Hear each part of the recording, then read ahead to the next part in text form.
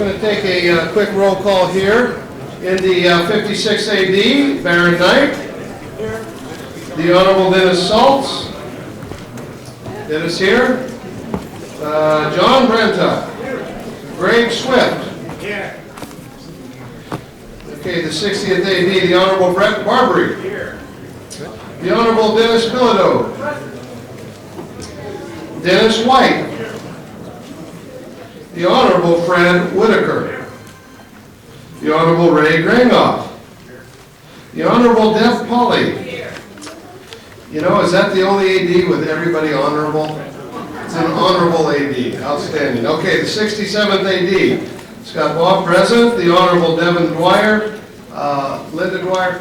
I understand Devin has city council tonight. He'll be here late. All right. The Honorable Kathy Green. Jerry Jackson. The Honorable Dean Gross. The Honorable Matthew Harper, I presume, has the same affliction of the City Council meeting, and his alternate, Diane McGlinchey, is here. 68th AD, the Honorable Janet Nguyen. You need to be sworn in, but her alternate is here, Mr. Briscoe. Okay, so Jeff Matthews.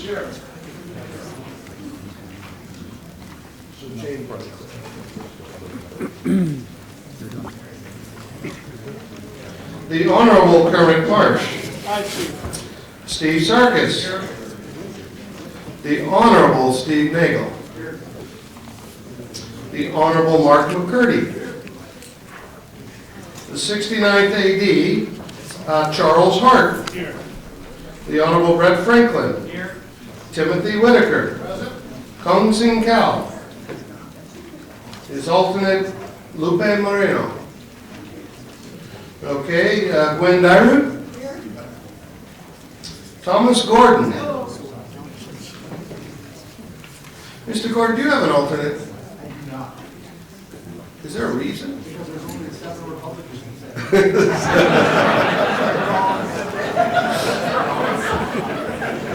Perhaps we could help you find one, but we're working on it. All right.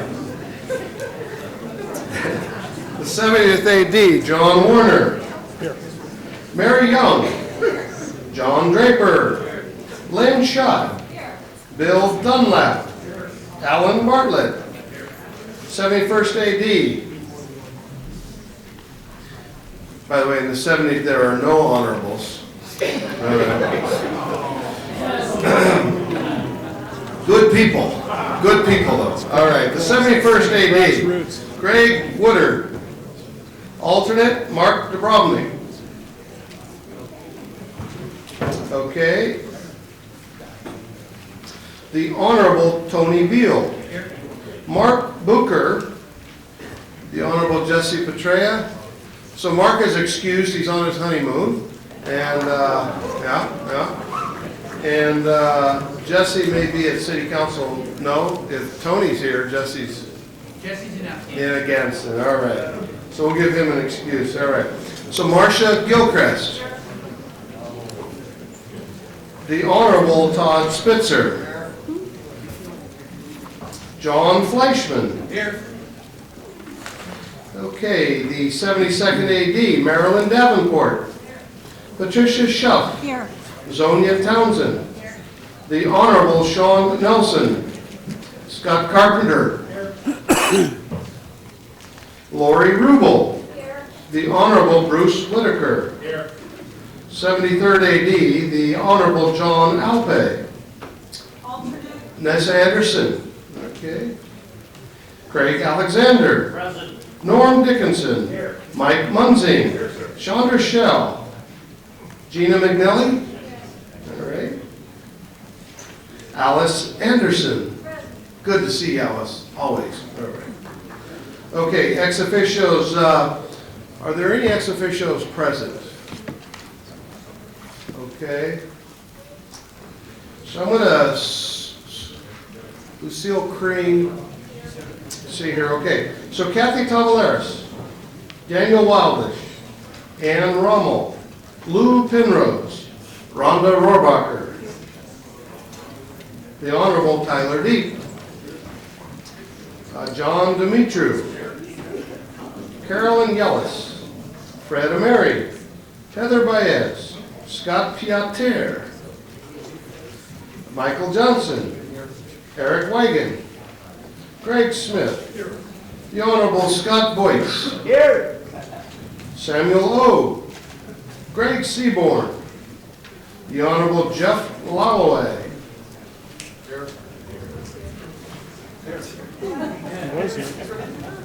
Andrew Molesky. Okay, there he is. Okay, Madam Secretary, that looks like a quorum to me. Hey, Robert Hammond's here. Totally a quorum. I did. Look good. Good to see you, Robert Hammond. Okay. So once again, these first tables are for members of the Central Committee. If you are a member, feel free to sit there in your designated spot. If your member is not here and you're an alternate, feel free to come forward and sit in that chair because we have several votes to cast tonight. So at this point, I would ask do we have the minutes passed out yet? We're still waiting for minutes? All right. So while we have our minutes, I want you to review them. We're going to ask for the elected officials or candidates for public office to stand and proclaim what you're up to with rhymes or not. So we'll start on my right, your left, and we'll proceed to identify from front to back. Lucille Green. Lucille Green, Anaheim City Council. Okay, that was weak. You got to start that over. Okay. Lucille Green, Anaheim City Council. All right. Jeff Lalloway, Irvine City Council.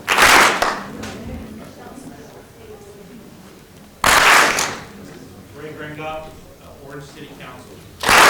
John Dimitru, the only Republican candidate for mayor of Orange. Dennis Miller, Orange County Water District, Division 2. And A member of the Orange City Council. Villa Park City Councilwoman Deborah Pauley. Orange City Councilman Fred Whitaker. Brett Barbary, Municipal Water District of Orange County and Metropolitan Water District. Steve Nagel, Fountain Valley City Council. Jeff Matthews, running for Costa Mesa Sanitary District along with Don Harper. Lynn Schott, candidate, Irvine City Council. Bruce Whitaker, Fullerton City Council. Wendy Buckman, Mission Viejo City Council. Larry Livingston, Fullerton City Council. Christina Shea, running for Irvine City Council. Mercy, candidate for Tustin City Council. John Nielsen, candidate for Tustin City Council. Chuck Puckett, candidate for Tustin City Council. Gene Hernandez, candidate for the city of Yorba Linda. Karina Nombre, candidate for the city of Santa Ana City Council. Alexandra Coronado, candidate for Cypress School Board. Jennifer Fitzgerald, running for Fullerton City Council. Rob Johnson, Cypress City Council. Steve Chavez Lodge, candidate Anaheim City Council. George Collins, candidate mayor, Santa Ana.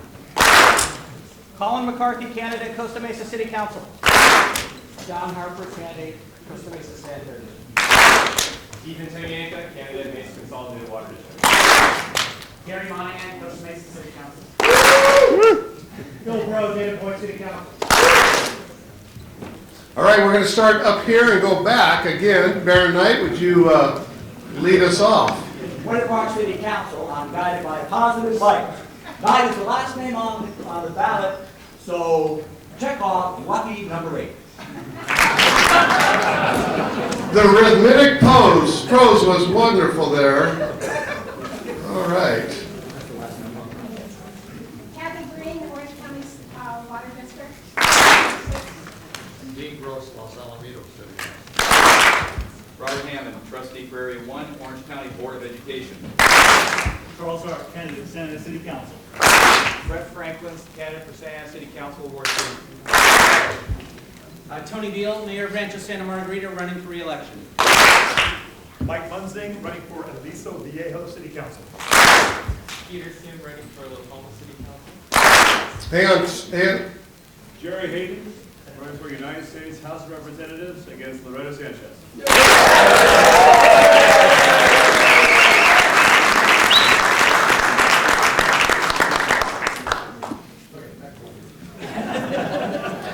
Stephen, I recommend you use the words Larry Agron in your announcement. Stephen Choi, City Councilman, candidate for mayor to defeat Larry Agron.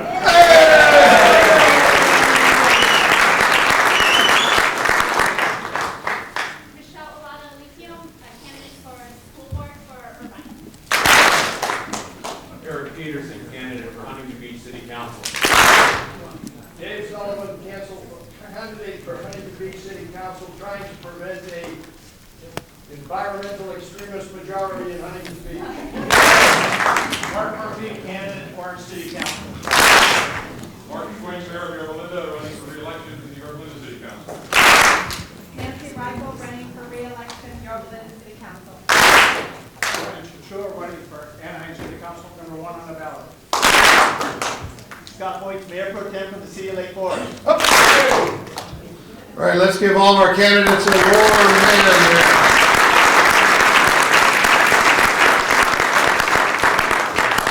Is it warming here tonight? Yes. All right. Oh, okay, one more candidate to, go ahead, Travis. Travis Allen, Assembly District 72. All right, so who has gone out to check the facilities manager? Oh, somebody is. Okay, thank you. All right, have you had a chance to review the minutes? Okay, moved by Mr. Sarkis, second by Fred Whitaker. Is there any debate, discussion, items pulled, augmented? All those in favor signify by saying aye. Aye. All those opposed? Say no. Hearing none, the motion passes. Okay.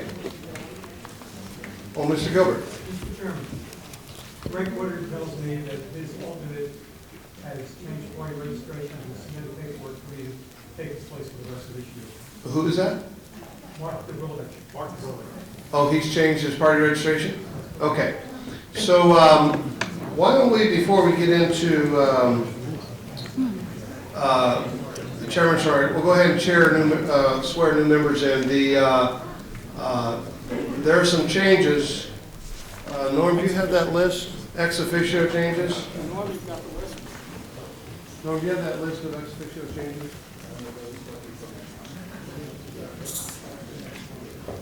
Okay, so they're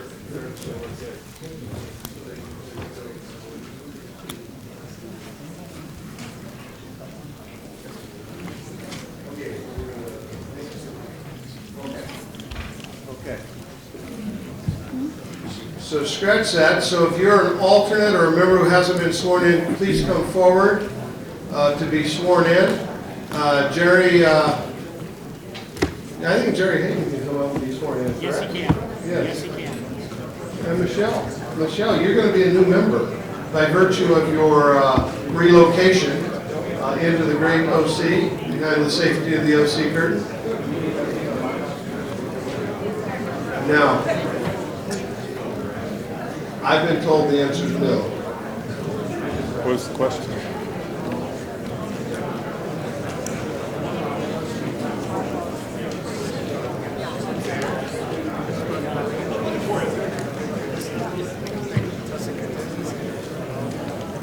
Mr. Hammond, have you been sworn in as a member of that august body?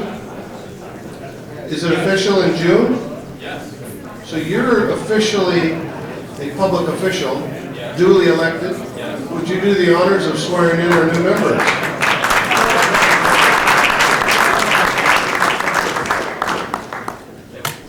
I do. Waffle it too much. You really can't mess this one up except the cadence. All right. They will, but before, what I want to do is have all the new members just identify themselves, particularly the youth associates here, but let's start with Tyler at the far right. Why don't you take this microphone and just announce yourself and who you're the alternate or member for.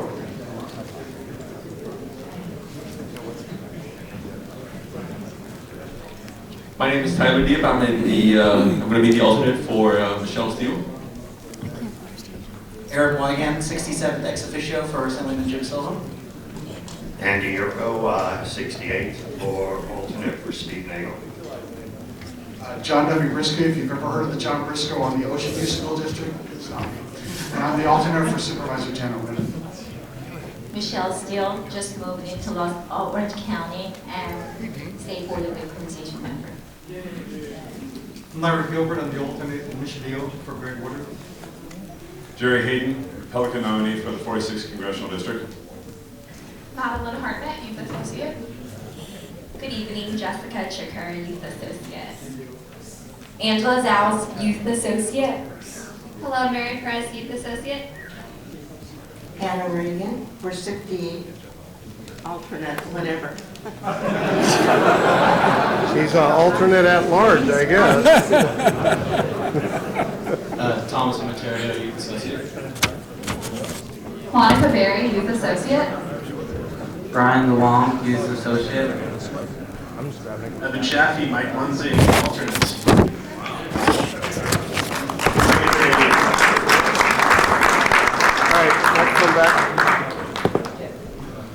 So, Mr. Hammond, there's a lot of talent here.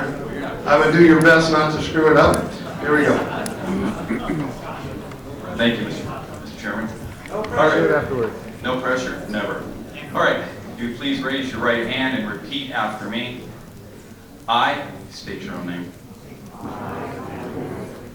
do solemnly swear or affirm that I will support and defend the Constitution of the United States of America and the Constitution of the State of California against all enemies, foreign and domestic, that I will bear true faith and allegiance to the Constitution of the United States and the Constitution of the State of California, that I take this obligation freely without any mental reservation or purpose of evasion, and that I will well and faithfully discharge the duties upon which I am about to enter.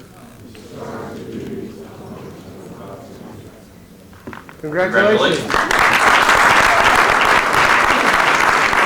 All right, there's two things I need you to do is sign the paperwork and then everybody, wait, come back up and get a picture. Everybody you have to bunch in together though because nobody's got an angle that big, so come on in and stack together.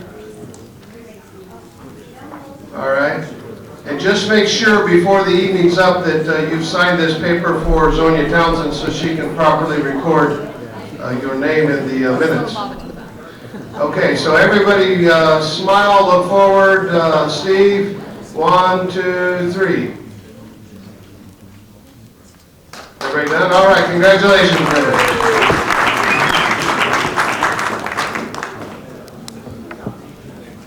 Yeah. Youth Associates, have you signed that roll call sheet yet? Want to make sure you sign your names up here so we can properly record your names in the minutes. Okay, thank you. So while they're doing that, got our microphone back. Let's just go over some endorsement procedures here on what's coming at us. You received the email on the endorsement notices that we did under the chairman's endorsement. I'll say this up front that it's not easy to know everybody who belongs on that sheet. And in part, not everybody is aware because they're not members of this committee. But if they want the endorsement, of course, the first step is to submit an application, a timely application.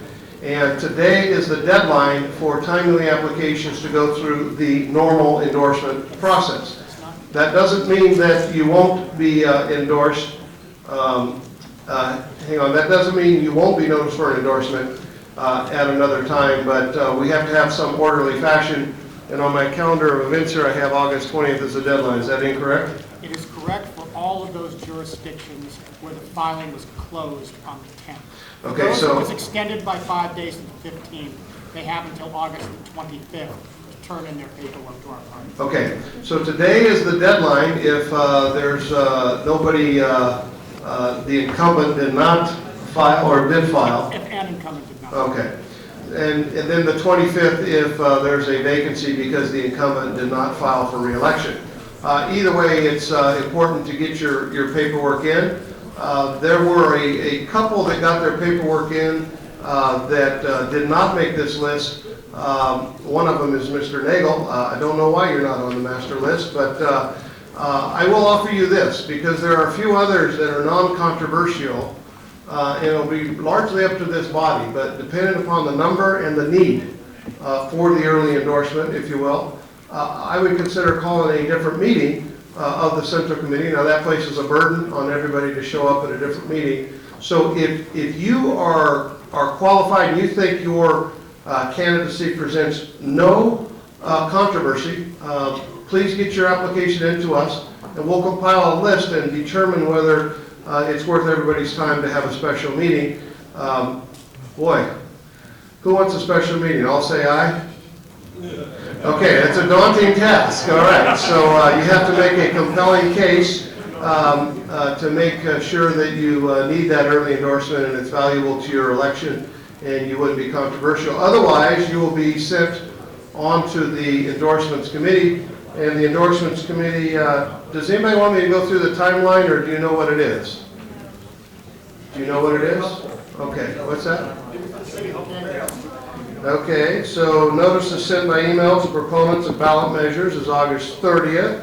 September 3rd is the first endorsement meeting dates. All meetings will be held at the Republican Party headquarters in the great city of Tustin, that's represented well here tonight.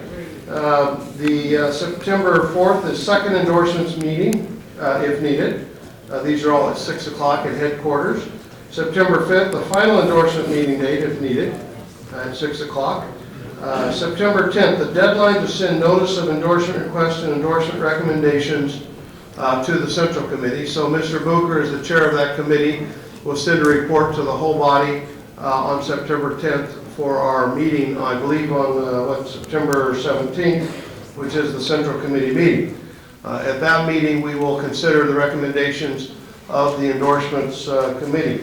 And again, occasionally there's a late endorsement or facts change, circumstances change, so that we might need to do a different meeting. And under our bylaws, we can still notice under 7 days an additional endorsement consideration. But that's the basic calendar that we're looking at for September.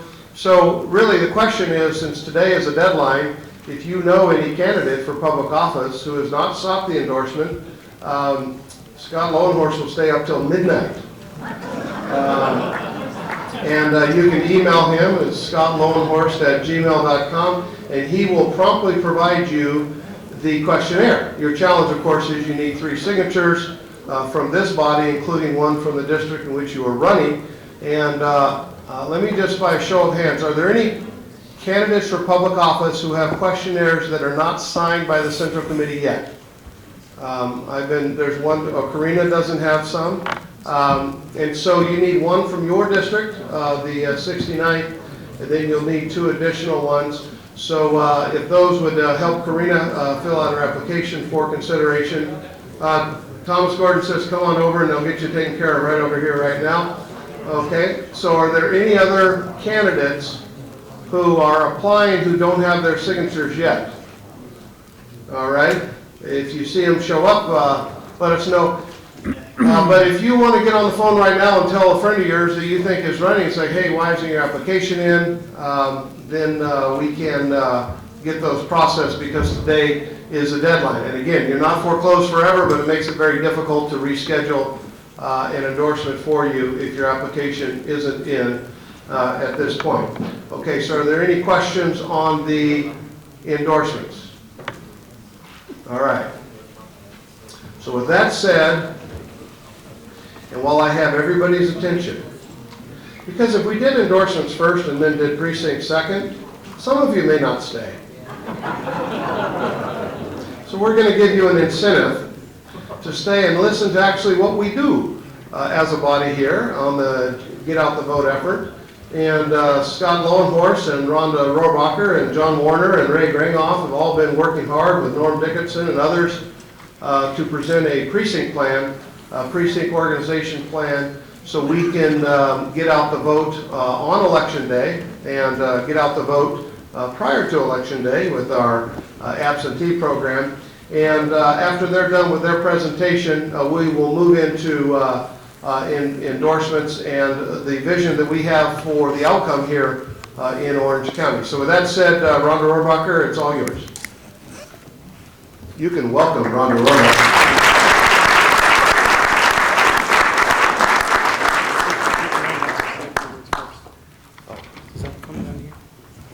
I'm going to have Ray Ringhoff, our precinct operations chairman, start off, and then he's going to pass it over to me, and I'll go on. So.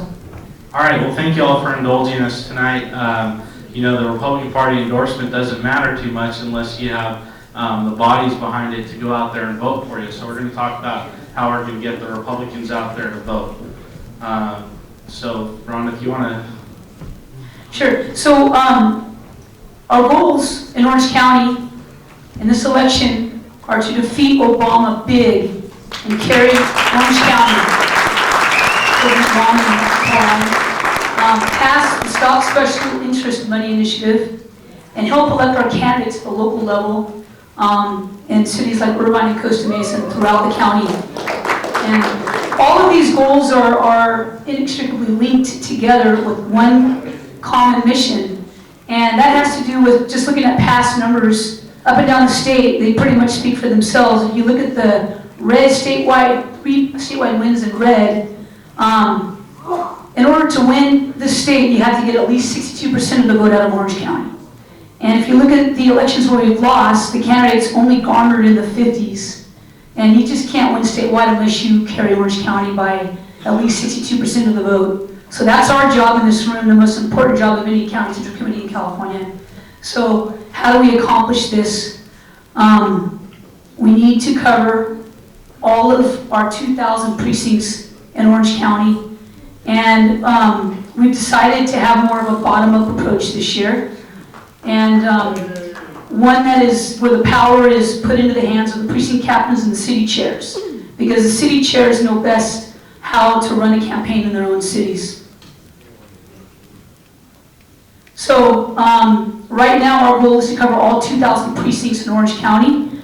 And these are our objectives. And this is a rough timeline of our walk goals between now and Election Day.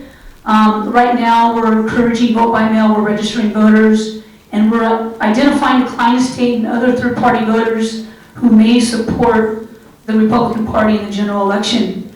Come October, when we have the absentees, we're just going to be targeting the voters that will vote with us and the Republicans, and then we'll be getting out the vote on Election Day. So the infrastructure that we've decided might work this year, we tried it out in the primary with resounding success for Alan Mansour, is to organize our precinct operations by congressional districts. In the past, we had it organized by assembly districts, but there's more political capital and long-term stability with operations in the congressional districts because of term limits. So we've asked the congressmen in Orange County to pony up and help build up the party, and they've all agreed to do so. This is the rough outline. At the top, you've got Romney, OCGOP, Victory, Stop Special Interest, and then beneath that, we've got each congressional district. And every congressman in Orange County has either already funded headquarters in their district or they've agreed to do so. So just in a nutshell, just to give you an example of a congressional district where we've done this, in Dana Rohrabacher's congressional district, we now have 5 headquarters. And 3 of them are up and running in the primary, and we've already covered over half the precincts in those cities. And we are working in partnership with the local grassroots. So these are all grassroots operated headquarters. In Newport Beach, for example, the Newport Harbor Republican women are paying half the cost of the headquarters, and they're manning the headquarters and they're running the headquarters as they always have in the past. In our Huntington Beach headquarters, the Huntington Harbor Republican women are running that headquarters. And in Laguna Beach, we have a Laguna Beach Republican Club, and we have the first Republican headquarters in Laguna Beach in over 30 years. And in reaction to our headquarters, where we've already covered 1/3 of the precincts in Laguna Beach, the Obama campaign set up a headquarters right across the street from our headquarters last month. So that pretty much covers how we're going to do it. And Rhonda really did an effort in the primary to set this model up, and it worked very well. And we're hoping to carry that on to the other congressional districts. So if you're an endorsed candidate and you're interested in helping out with one of the headquarters in a congressional district, please contact Scott Lohners. We're working on getting as many headquarters open as we can. If you look at, it should be at your places there amidst all the other papers, sort of an outline of where we're planning to put them, and working up day by day to get those open. So please take a look at that and see how you can help. Also, in the back, we encourage all of you to sign up as a precinct person, or if you're interested in helping as a city chair, please go back there and do that. We really need the help, and it's really your job as a Central Committee member to help get out there and get the vote out. if you don't have a copy of this, let us know, because this is kind of the blueprint of the whole county. If there's a city where you'd like a headquarters, or there's a headquarters that's going to be set up that you'd like to play a part in, please let Scott Lohnhorst know. And Rhonda, isn't it very easy to sign up online to do this? Yeah, and if you'd like to sign up right now and get more information about your headquarters, just go to ocgop.org, and you'll see a big banner on the front with Paul Ryan and Mitt Romney, and it'll put you through the steps and how to sign up. Thank you. Thank you.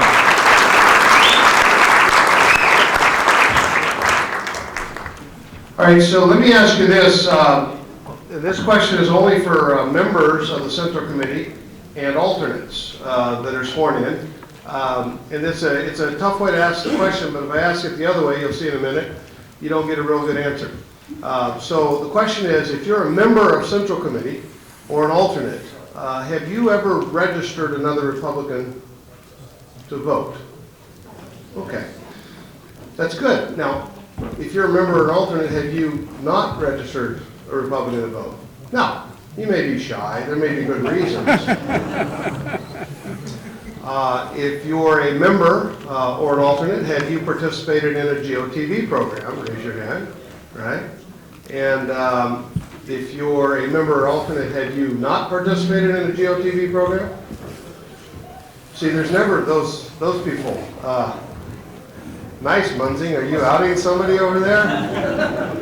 Okay. So just let me remind you, as Emily Sanford has reminded me, that the duty of members of the Central Committee and of the alternates, the duties are to register voters and get them out to vote on Election Day. And when I say register voters, I'm mostly referring to Republicans. That'd be nice. And so that's our duty. Mary Young has done a great job with that. I'm sure she'll talk to us later about her efforts at the fairgrounds this year, but that's your duty. So if you didn't have the courage to raise your hand and admit you hadn't done any of that before, we want to give you opportunities to do that and fulfill your duties as a member or an alternate of the Central Committee. Ray and Rhonda and Norm and John have done a great job of organizing a process whereby you can get plugged into this system and do your duty of registering voters and getting them out to vote. Oh yeah, we're supposed to raise money as well to keep the lights on, but those are your primary duties. Mr. White. And I just want to say, this year has been the most fun to do that job. Outstanding. This year's been a fun time to do that job. Yes, exactly right. Mr. Sarkis. Mary has the voter registration booth up and running again at the swap meet. We'll cover that under general announcements, so thank you for that information. All right. Are there any more interruptions? Oh, I'm sorry. Just kidding. Mr. Barbary, feel free. Thank you. The Troy Edgar for Assembly campaign once again will be funding the Little Saigon headquarters in Little Saigon. Okay, let's go ahead and wait for those announcements to the announcement period. All right. So let's talk about our goals, our vision for Orange County here in the November election. As you know, from 2008, Can anybody tell you what percentage of the vote Barack Obama got in Orange County? Too much. 49%. Can anybody tell me how many Newport Beach Republicans voted for Barack Obama? 17%. And so we had an interesting dynamic in 2008. I won't go into all the reasons, you know them, but that's a totally unacceptable outcome for Orange County. And so this year we have two gentlemen, Mitt Romney and Paul Ryan.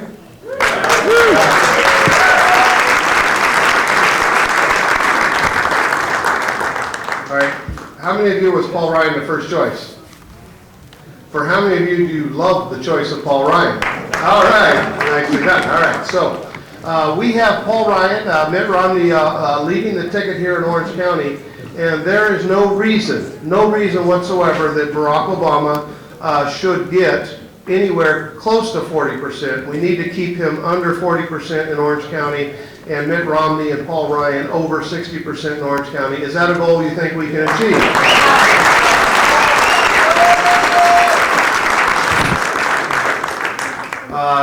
Secondly, we have some propositions on the ballot.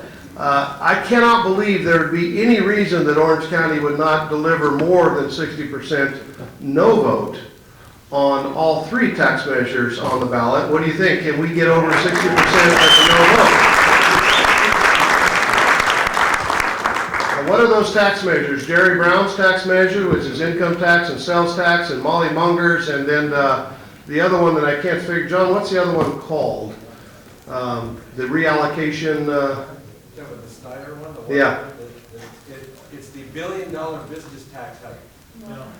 It raises income taxes on out-of-state businesses that do business in California by $1 billion a year, and then takes that money to fund green building. Exactly. So you should be aware of what that one precisely does, and we should be able to defeat all of those tax measures by 60, 65. I hope one of them gets at least 70% no vote here in Orange County. And then, of course, our favorite initiative here in Orange County is the Stop Special Interest Initiative that was chaired by Mark Boozer. You see the Business Roundtable has been polling that. It polls in the high 50s, the low 60s. Let me tell you this, folks. It's a game changer for California politics. And just let me say this. Unless we come out in Orange County and deliver in the 60s on that initiative, we won't be able to overcome the disadvantages we have in the Bay Area and at some points in Los Angeles as well. So let me ask you this. Can we get over 60% yes vote for that initiative here in Orange County? Well, we're not done. But wait, there's more. Okay, so we move on to the local level. And just let me tell you this as a prelude to our endorsements tonight. Every one of your elections is important. Some of them, and they're most important to you that are running, right? But there are some elections that we've been working on, that we've been following. One of those is in Costa Mesa. That is a priority of mine, I hope a priority of all of yours.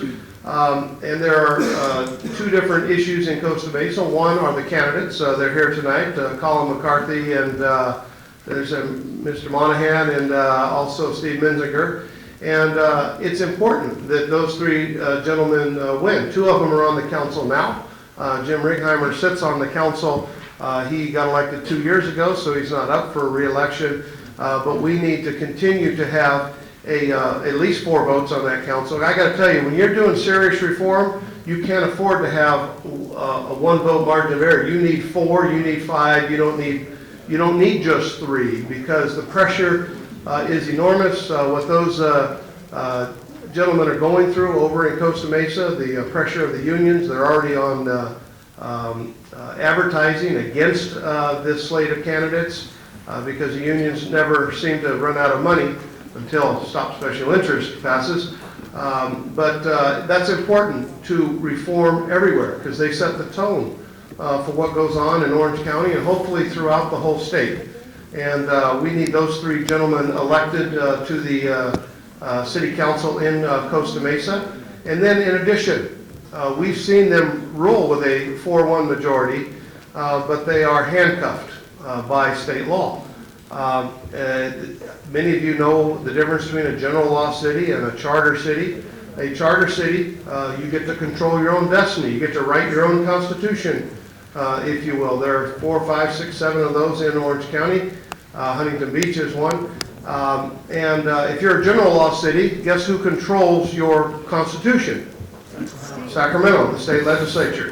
And they stack the deck against general law cities in all negotiations, labor negotiations and the like. And we saw in Costa Mesa with a 4-1 majority, they tried to outsource some jobs. Why? Because they have unfunded liabilities and they have budget issues. And of course, they were sued and they couldn't do that because Sacramento said you cannot do that unless you're a general law city. So guess what's on the ballot? They're going to be a general law city here come November. So we need help. Charter City, thank you. We need help in Costa Mesa. We had a great demonstration project. One of our first priorities this year was to defeat Leslie Daigle and keep Alan Mansour, our courageous incumbent, in that seat. And we were able to do that. I think in part the margin, we always had confidence, but the margin was due in large part to Rhonda's efforts and getting out the vote and making sure that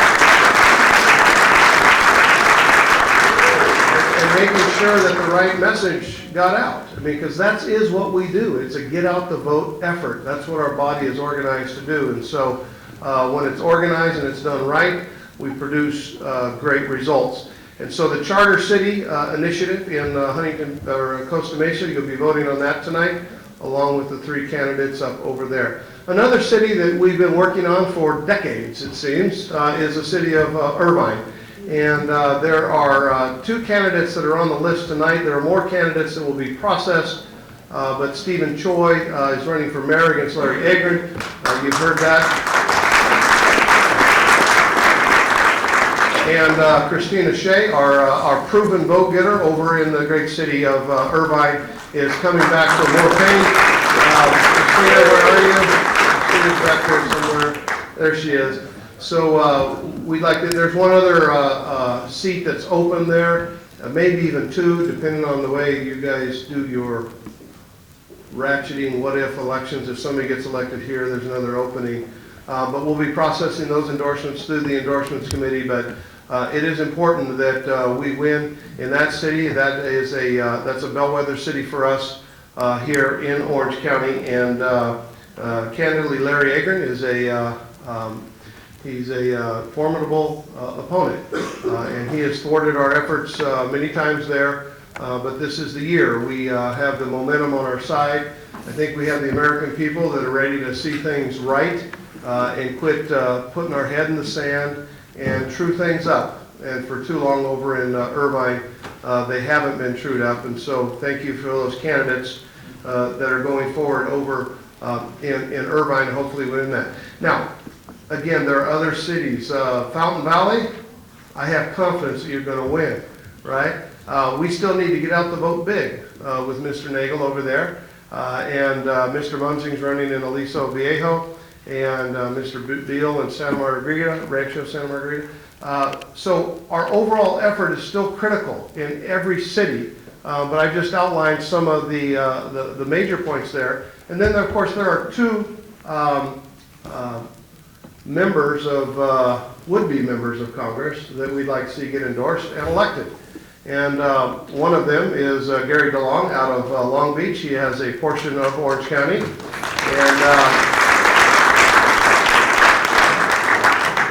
And the final fellow, I got to tell you, I get my hopes up every year, and I'm going there every year. And we're going to make sure, we're going to work on this in Orange County until Loretta Sanchez is defeated. But Jerry Hyden is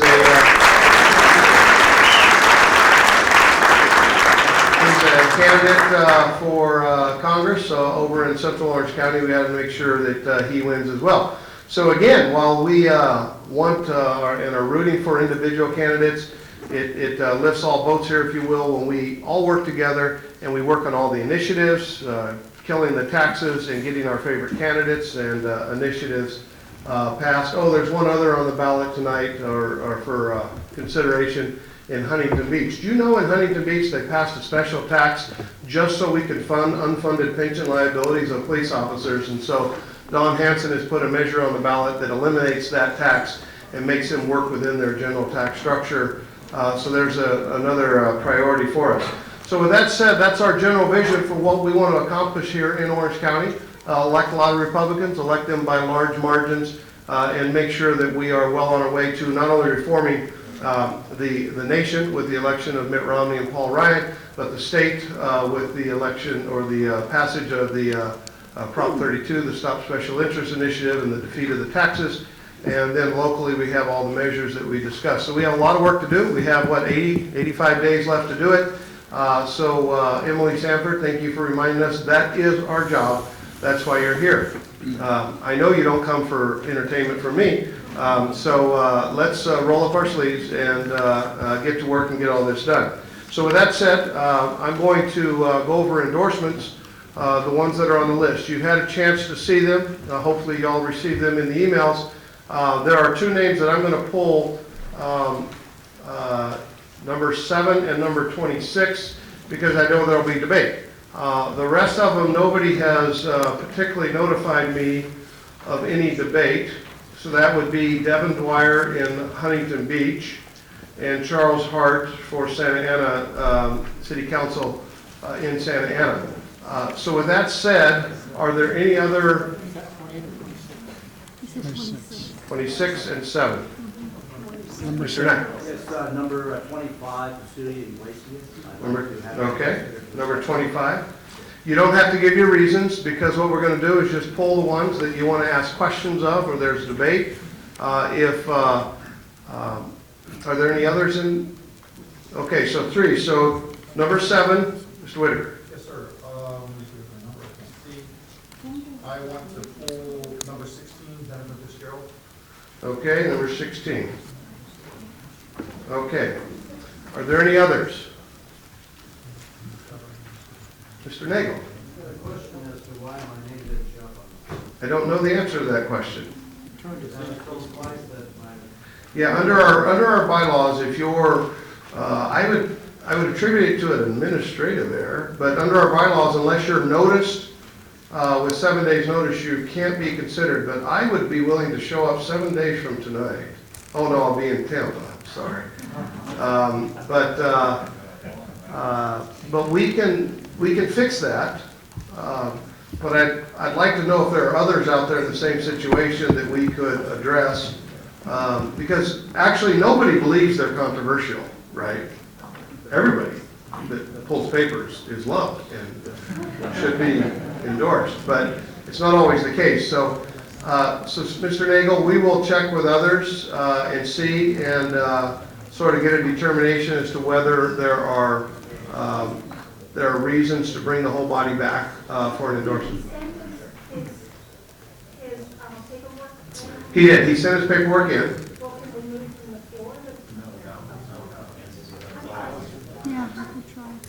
That's the thought that counts this time. Okay.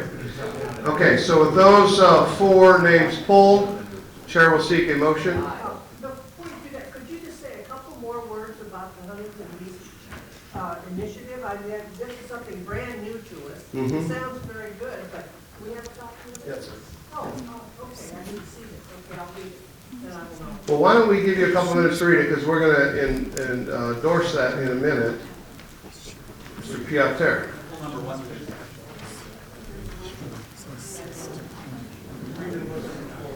Yeah, I will.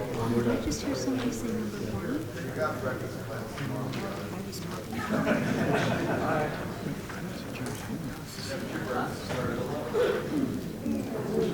Wow.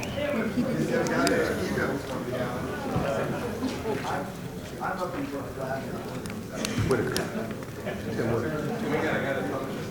Robert. Put it on, Mr. Chairman. We don't have a- It's okay. We have a motion and a second.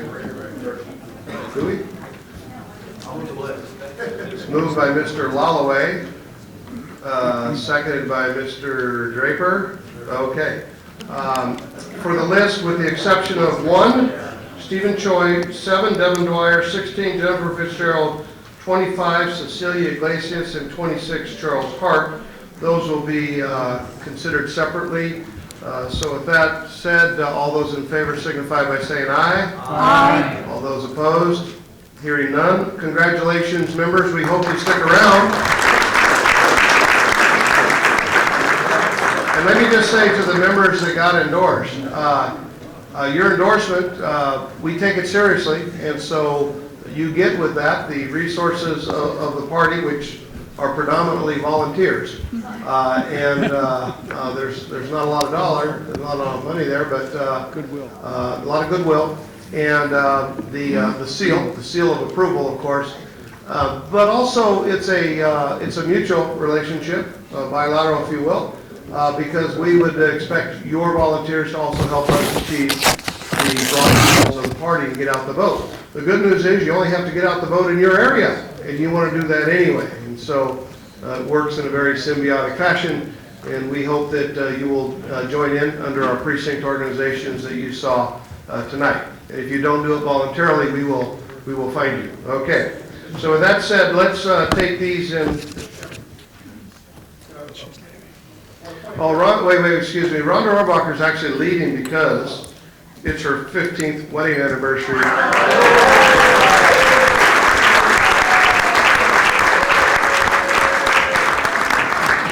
Well done. We know that must be a chore, right?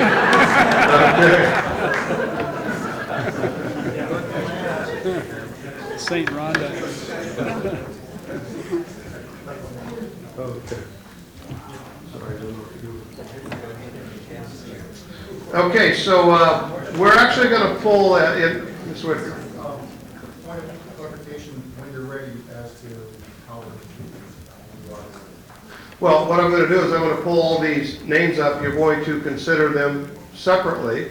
Okay, the point of clarification, I guess, for everybody would be this. Since we have a smaller list tonight that is being considered for endorsement, not early endorsement, but endorsement, if they are not endorsed tonight, they cannot be considered again in the next round, correct or not correct?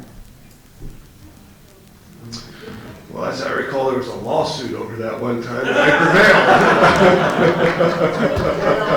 prevailed. I distinctly remember the lawsuit. I distinctly remember who lost that lawsuit, and the fact that we graciously chose not to seek attorney's fees. But the more important fact is that if the rules do not prohibit something, then it is allowed. The rules must expressly prohibit. So I don't see anything in the bylaws, nor do I see anything in the state code that says that if they're considered once, they cannot be considered a second time. Would it be sensible to have a rule like that? Perhaps. It would be sensible to have many rules that are different than those that we have currently. But we will enforce the rules as they currently exist. So if I may, then, Mr. Parliamentarian, I appreciate that remark and confidence in that with the fact that if I had some more money, would have completed that. Would it be appropriate for a motion for this body to consider just that item this night, since we just recently changed rules, we're recently going through that? Would that be appropriate to consider that as to whether folks tonight, and we do it as a body, whether folks tonight prevail or not, they cannot come back around, because that's going to give these individuals that might not make it an unfair advantage against others? The answer to that, if I could, because I remember being elected chair. Oh. The answer, Tim, is the bylaws say what we can do or not do. We can't take a vote here tonight and change our bylaws. And so that's what you're suggesting, is we would effectively change the bylaws with another vote. What we can do is individually, if somebody thinks it should be referred to the full endorsements committee for evaluation, you can do that individually. But I don't know the reasons that these were pulled. Some may be, like we had last time, just a clarification, a question. We had several candidates that had a question, and then of course it was answered appropriately and they went on. If those exist on this sheet, I'd rather them go on tonight, and so we can clear our calendar for the latter. If there's significant controversy, the motion can be made. There's going to be a motion for the endorsement. That has to take place first. And then there can be a substitute motion to send it to the endorsements committee. in which way there's no harm, there's no foul. But if there's no substitute motion and somebody doesn't get the endorsement tonight, they can also go through the endorsements committee, is the ruling of the chair. When would a motion be appropriate when you want to consider one for an individual to be referred to? When that person comes up for an endorsement. Yeah. Okay. So with that said, and by the way, if somebody disagrees with the ruling of the chair, you can appeal the ruling of the chair, and we can have that debate so that we don't have to continue to have the debate in retrospect. Yes. Will the candidates have an opportunity to either accept going forward with it tonight or move to the committee? Well, the answer is yes. If any candidate wants to go to the full committee or the endorsements committee first, I would recommend they just do that, and we stipulate to sending them there. They don't have to be considered tonight. Like, for example, if Devin Dwyer is still at a central committee meeting or his city council meeting and can't get here, he wouldn't be eligible anyway because he has to be here. So he'd have to go through the endorsements committee anyway. So with that said, are there any other questions? Okay, the first item on the list is Stephen Choi, mayor candidate for the city of Irvine. He was pulled by Mr. Piater. And by the way, the questions and the debate tonight, I don't know if we play it by ear here or see how it goes, but essentially it's only members of the committee or their alternates can ask these questions if the member is not here. So Mr. Piater, I guess we should first establish whether he's going to, there's a motion to endorse Mr. Choi for mayor of the city of Irvine. Moved by... No, quick question. You said alternates are standing members. Is it not just Piater a ex officio? Is that included in that group? Yes. Okay. Yes, they have full voting privileges Thank you. under state law. Okay. Is there a motion to endorse, moved by Mr. Sarkis, seconded by Mr. Lalaway from the great city of Irvine, the Honorable Mr. Lalaway. So there's a motion and a second to endorse him. Mr. Piater, for what reason did you pull him from consent? Well, at risk of having the Todd Spitzers in his sleeve, I was just going to point out that Mr. Choi did a very un-Republican thing yesterday. He did a Devin Dwyer, at this last council meeting, and he actually sided with the environmental wackos to outlaw plastic shopping bags. Is that a knife in his back? Sorry. Mr. Choi, would you care to address that vote and what your position is on plastic bags for the city of Irvine?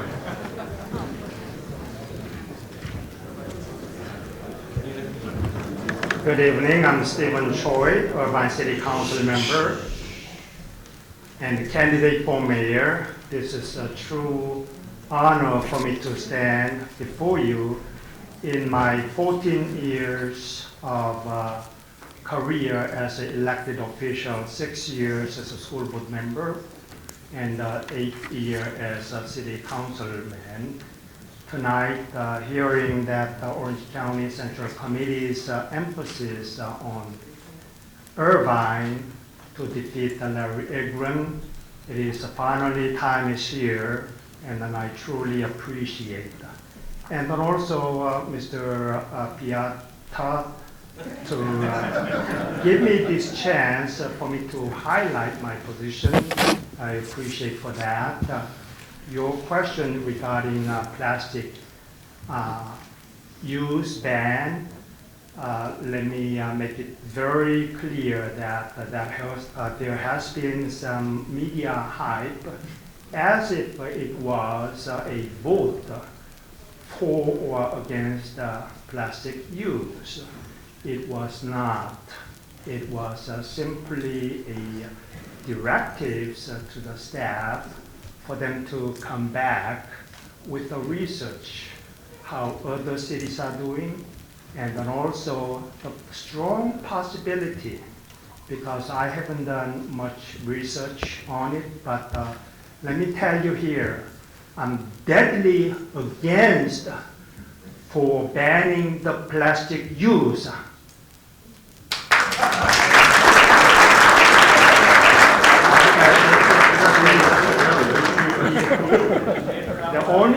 reason I voted for that study recommendation was that I wanted to hear how those plastic bags can be recycled and what other creative ways we can do with the problems.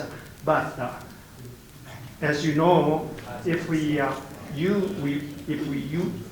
ban the use of the plastic bags, it is not just supermarket issues. There are zillions of plastic uses that will affect our economy and the businesses. So this is the clarification I am making to you. And I've been, for 14 years, I've been a very, very strong, principled Republican, and I appreciate your support. Thank you.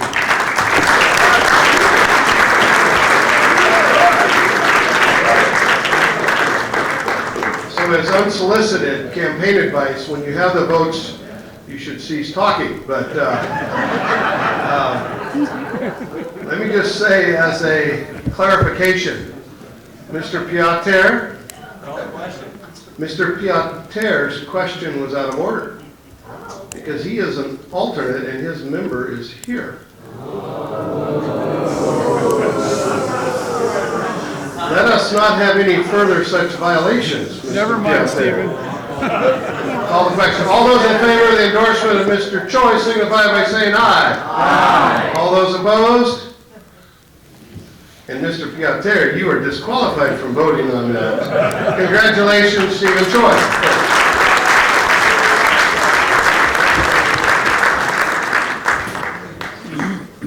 Okay, next on the list, Jennifer Fitzgerald. It was pulled by Mr. Whitaker.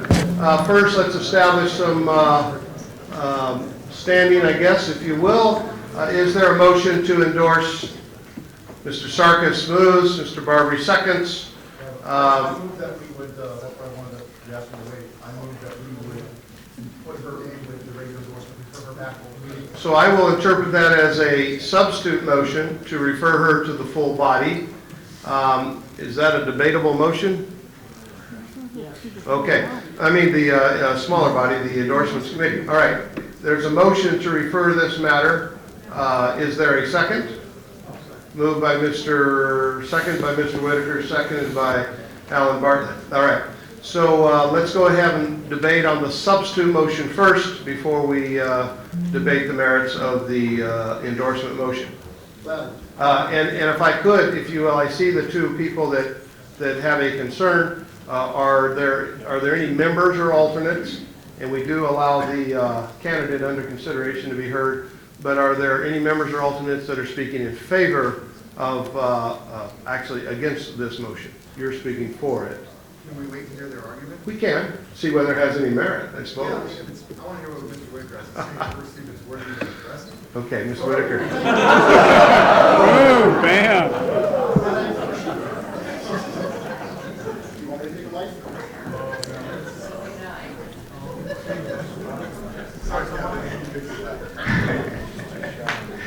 All right, the reason why she should not be considered tonight, one of the criteria was that they not be controversial, that they be a sitting incumbent, and that they're deserving of this for no other reason than early endorsement. Ms. Fitzgerald, I'm sad to say, was strongly against the successful recall of Fortin. I worked that thing tirelessly for months to help it qualify. She is a staunch supporter of the three folks that were recalled, Bankhead, Jones, and McKinley. We have the front-runner candidate that got the highest votes, Mr. Barry Levinson right here, in the recall election as the endorsed reformed candidate. He is not being considered tonight. He did submit paperwork. He tried to get his stuff in turn on time. Yes, he did. He did, sir. He did. We can have that talk if you'd like as well. But in all fairness, we had Republicans in Fulton who did not come to this body and ask for 1 red cent. They spent over $200,000 to reform the city of Fulton from 3 wayward Republicans that respectfully, that's her right to do so, but Ms. Fitzgerald, who is here before you as a former staffer for Mr. Ackerman, a former staffer for Mr. Royce, she has a little inside track. She also is a consultant up there.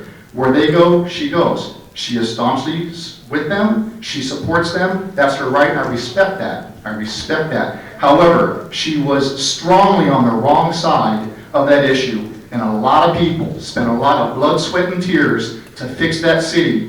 We got 2 out of the 3 seats. In the 3rd seat, the only reason Mr. Levinson did not win that election was because a well-funded Democrat lawyer, like our chairman, our parliamentarian, and Mr. Spicer, spent over $400,000 running 3 or 4 times to get that seat. And we had 2 other Republicans in the race that diluted the vote. And if those other 2 Republicans had not been in a race, and it was a head-to-head race between the endorsed reform candidate of Chris Norby, of Supervisor Nelson, and of Bruce Whitaker. And no one asked the mayor. Our mayor, Mr. Whitaker, is the head Republican in the city of Fullerton. And no one asked him what he thought about this. It's not fair, respectfully, for her to have a fast track because of who she was and who she worked for, and Mr. Levinson, who worked hard from day one, from the very day we started that recall till we finished it through and then saw to its election. It is not fair for them not to be considered head-to-head. So therefore, I respectfully ask this body to do the right thing, not do political favors, not do any backroom deals, do the right thing, and refer her to the full committee. Thank you. Don't ever call me that. Okay, anybody wish to speak against the motion? All right. Mr. Fitzgerald, would you like to address these issues, or would you like to voluntarily submit to the endorsements committee? It's your call. Okay.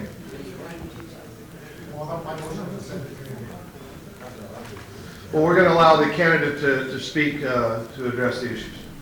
It's turn.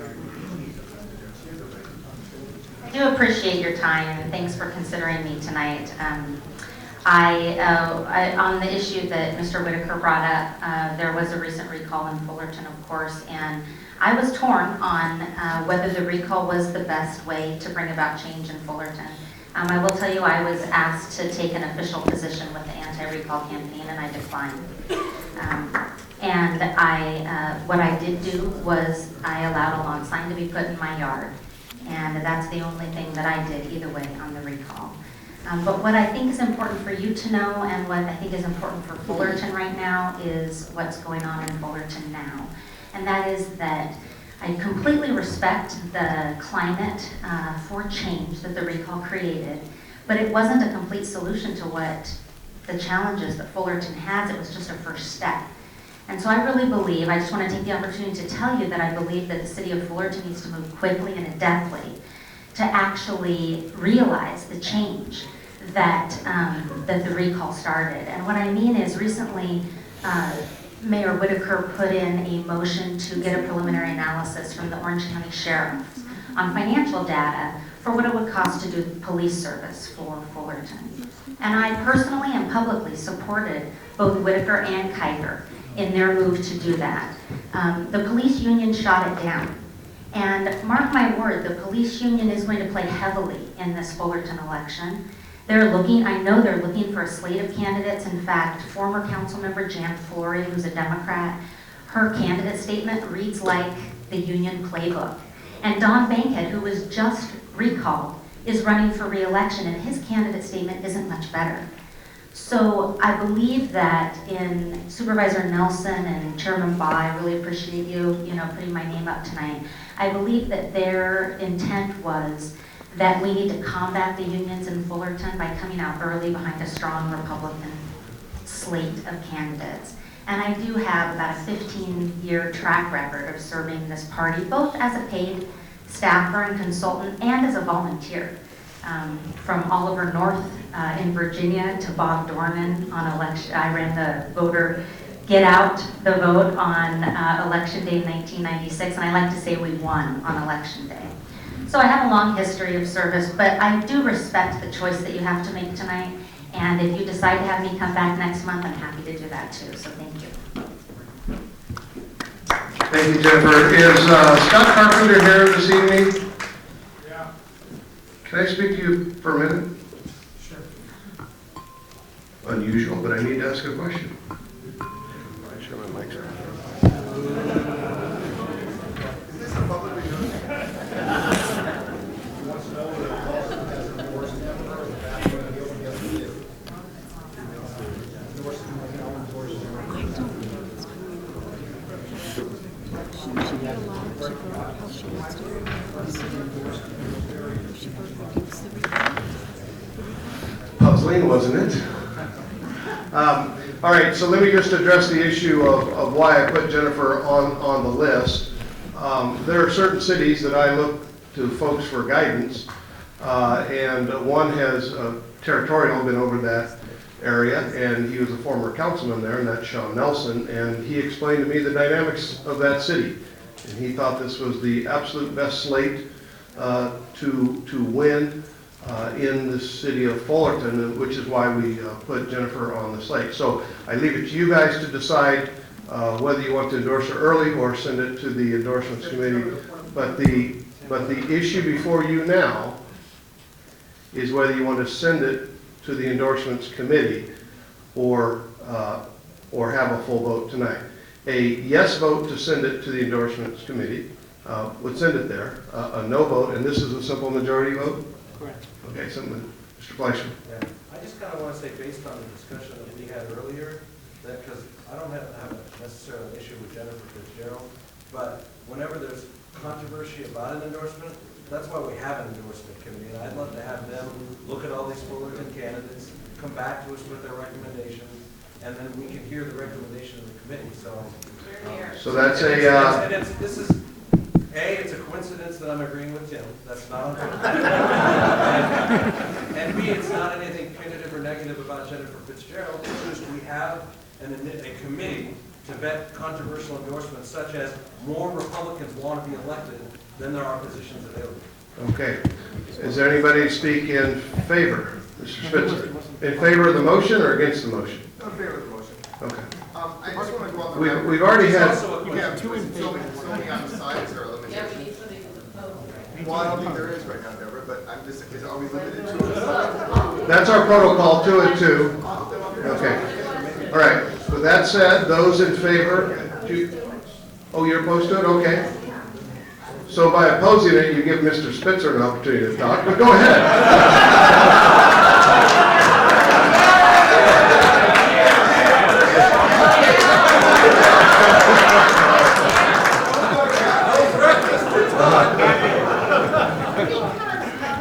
Hey, if you're going to talk, you better do it with force.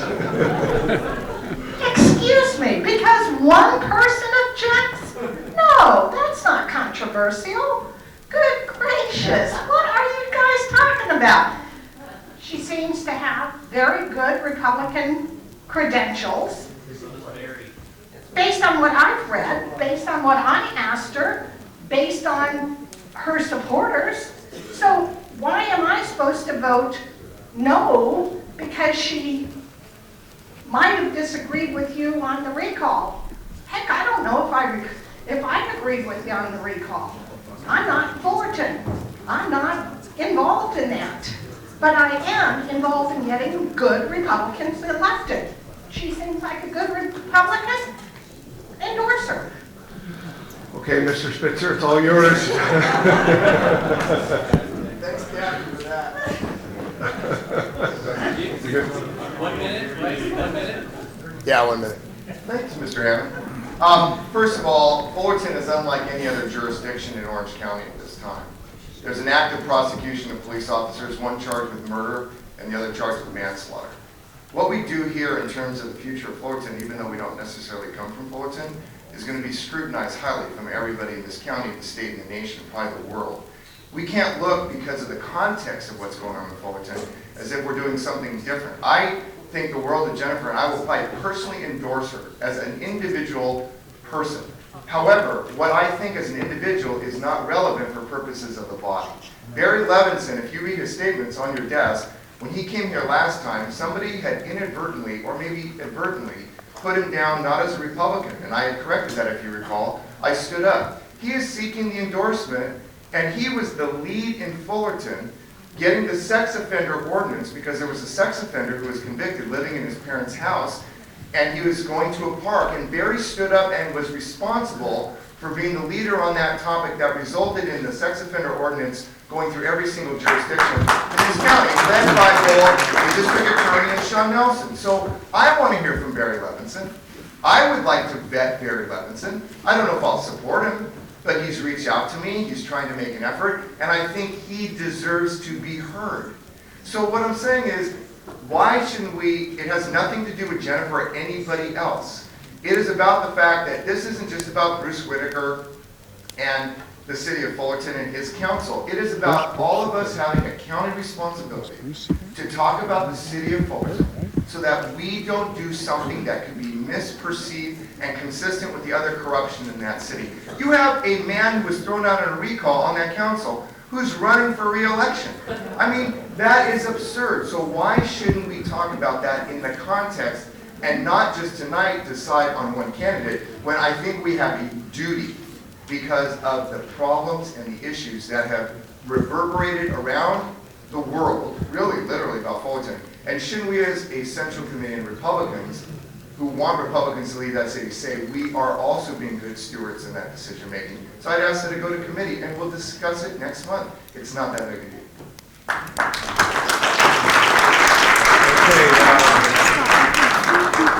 Refer to Bruce Whitaker as the mayor of Fullerton. I live in Fullerton. I don't know when he became the mayor. He didn't. Okay. Those are arguments. Doesn't mean they're right. Okay, with that said, no further debate. All those in favor of sending this endorsement to the Endorsements Committee signify by saying aye. Aye. All those opposed signify by saying no. No. Okay, the ayes have it. Jennifer, we might see you next month. Where are you? All right. Okay.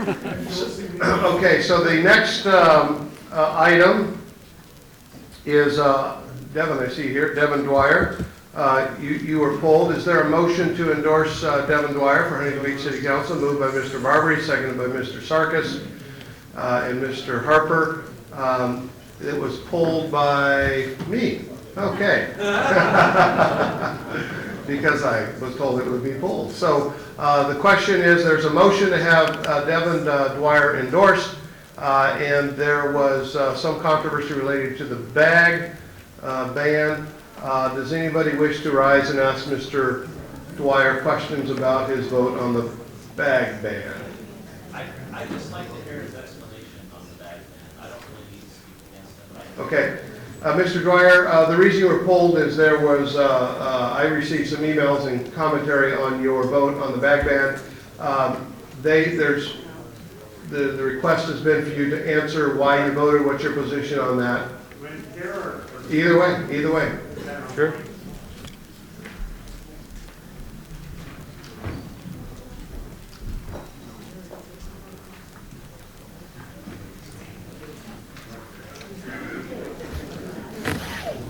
Thank you. Sorry I was late. We actually have council meetings on this particular night, and that's why I'm not able to make it most of the time. You know, Huntington Beach definitely has a lot of environmentally concerned people, but don't get me wrong, you're not looking at a tree hugger. Whenever I drive by a tree, I see a boat, I see a newspaper, I see a house, I see a lot of things. I happen to be a mariner though, and I have a beautiful little 40-foot boat, and we're out sailing, and I sucked up a plastic bag into my intake. That plastic bag so far has cost me $25,000 to have that engine replaced. There's several times that I'm out there in the ocean, and I'm sailing with my daughter, and she points these out, and she thinks it's a jellyfish. And I have to say, no, that's not a jellyfish, that's Albertsons.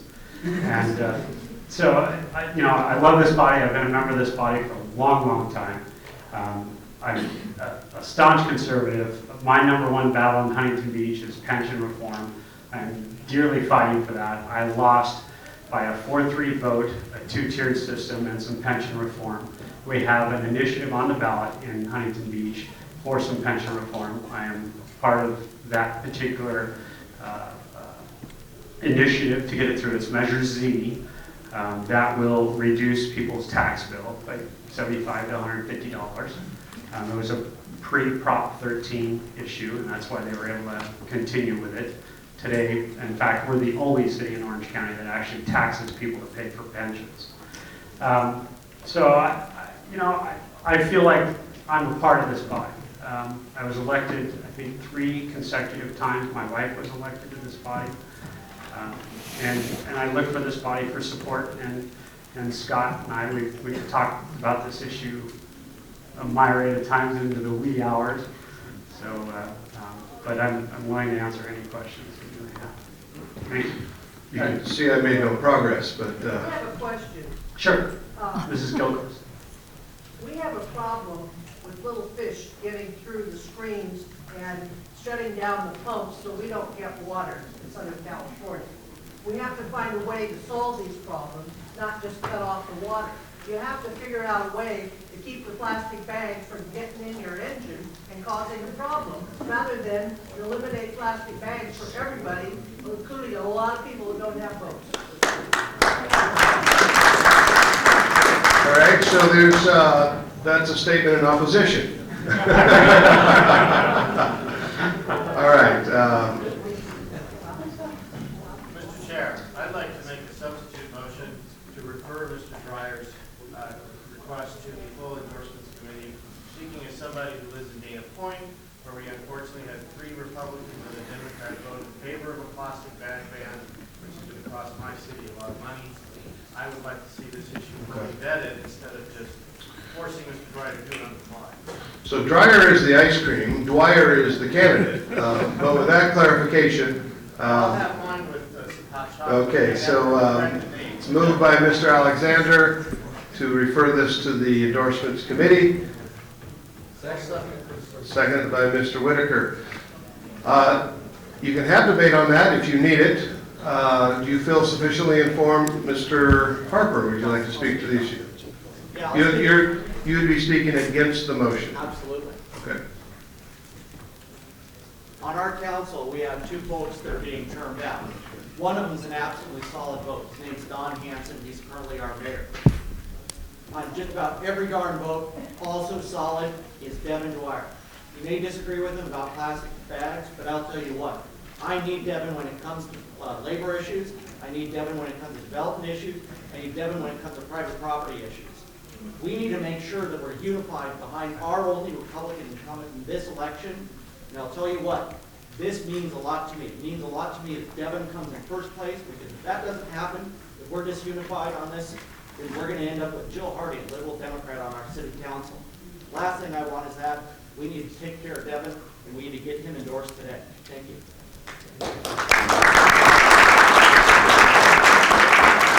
You've already spoken, Mr. Alexander.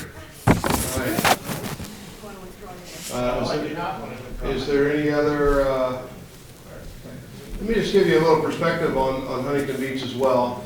And that is, last time we had under consideration a person for endorsement in Huntington Beach, and this body did not endorse her. Now granted, she had many views that were contrary to traditional conservative views, and that was not surprising to me. But she lost by 400 votes to a liberal environmentalist. And so we're faced with a situation in Huntington Beach. I live there. We need the reforms in Huntington Beach, and I don't know, the Ronald Reagan rule, 80%, Devin might be 99%, and against you on one, or disagreement on one, but that's why we noticed him for endorsement. Dave Sullivan is here tonight. We endorsed him already. There's other candidates and there's other slots open that we will process through the endorsements committee. But with that said, are there any, Mr. Fleischman? Yeah, I just would like to see consistency. We just sent Jennifer Fitzgerald to the endorsements committee because there were issues to be vetted and the whole city's politics to be discussed. And I'm not saying that I'm very well prepared to vote for Devin once it's been vetted by the committee, but I think there should be a discussion that takes place. The committee should do its job, and then we come back in September and we have an ability to vote on it. All right, any other commentary? Mr. White, are you for or against? I have a question. Okay. The question is, in the case of Fullerton, it seemed like there was 2 Republican candidates running against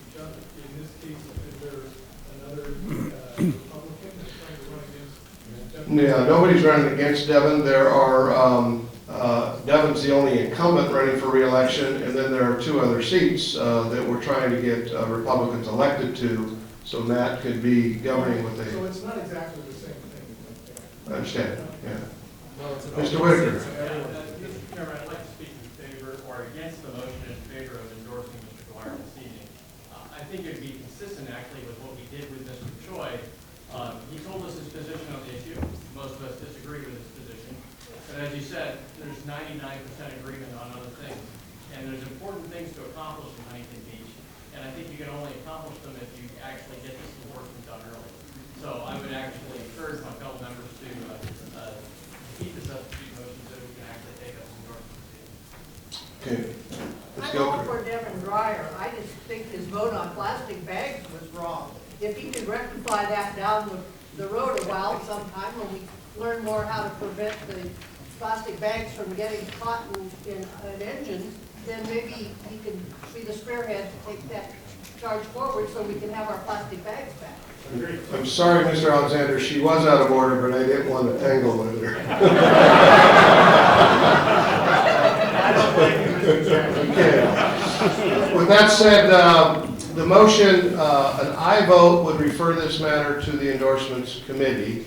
Again, only those, and I only want to hear one voice coming from over in this section, Mr. Piater. All right. All those in, and a no vote would allow us to vote on the endorsement tonight. All those in favor of sending this to the endorsements committee signify by saying aye. Aye. All those opposed signify by saying no. No. Okay, majority vote, I say the noes have it. With that said, there's been a motion and a second to endorse Mr. Dwyer. Do we need any further debate? No. Call the question. Call the question? I Mr. would Barton. like to ask him one other question. Does he want to ban anything else? I mean, it's not going to go to the committee, so this is our only chance. No, that's exactly right. This is time for question, and that's why they're here. Am I able to ban him from speaking?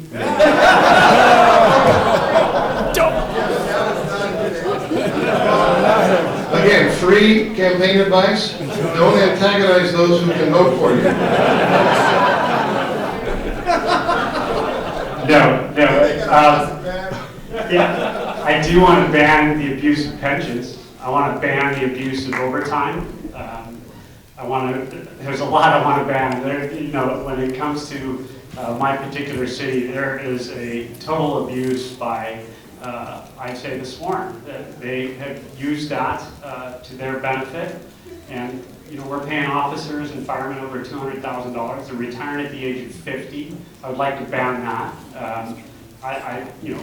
Ban sales? Ban sale votes? Yeah. No, wouldn't ban sale votes. But yeah, there are no business-friendly issues that I wish to ban. Okay. Did somebody call the question? Yes. Okay. With that, Point of clarification, if in fact his endorsement were to not get a 2/3 tonight, he could still, or is it a majority? correct. No, it's a 2/3 vote to endorse. If he doesn't get 2/3, he's still eligible for the committee. All right. With that said, all those in favor of endorsing Devin Dwyer for Huntington Beach City Council signify by saying aye. Aye. All those opposed signify by saying no. No. Okay, the ayes have it. Unless somebody wants a roll call vote, congratulations, Mr. Dwyer. Hammond, seconded by Mr. Hart. Your name was pulled for separate consideration. Mr. Knight, would you like to articulate why?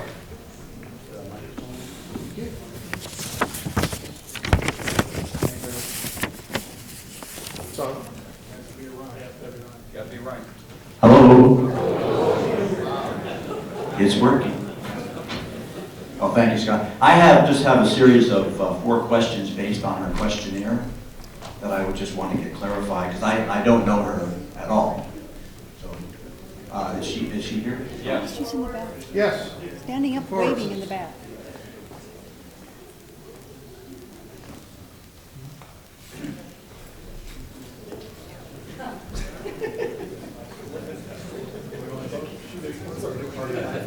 Thank you. Your questionnaire states that you've been a Republican for 8 years and you were declined to stay for 2 years. And I'm just, first of all, curious as to which order that is. And if you went back and forth, and what you were registered as before you were declined to stay, if you did that before Republican. I'm an naturalized citizen, and when I became I'm a naturalized citizen, and when I became a registered voter, I was registered Democrat. Because they're the only ones that approach you when you become naturalized, and that's the reason why I did. But once and yes. And then, so when I gotten to know more about the community, more about my values, more who I connected with, I knew it was more, I was more aligned with the Republican values. So I was registered.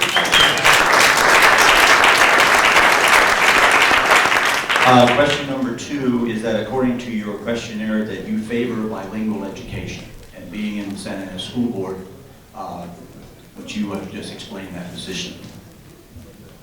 Bilingual education? Okay, I believe when I was answering that. Point of order, Mr. Chairman. I understand, actually, I will rise to make my point of order, Mr. Chairman. I understand Mr. Baronite has a few questions. Would it be more preferable for him to state what all of his questions are and either give her a chance to answer it all at the same time, or to allow people to speak? Either way. All right. Well, since we have no controversy, list your questions and let her answer them. Okay. I don't know her. I just went off the questionnaire.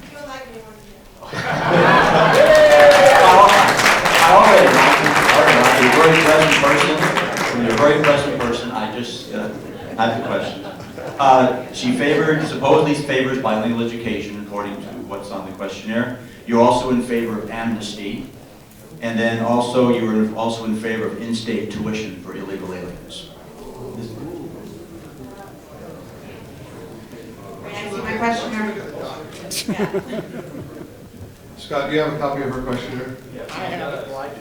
Okay, show it to her. Special witnesses memory.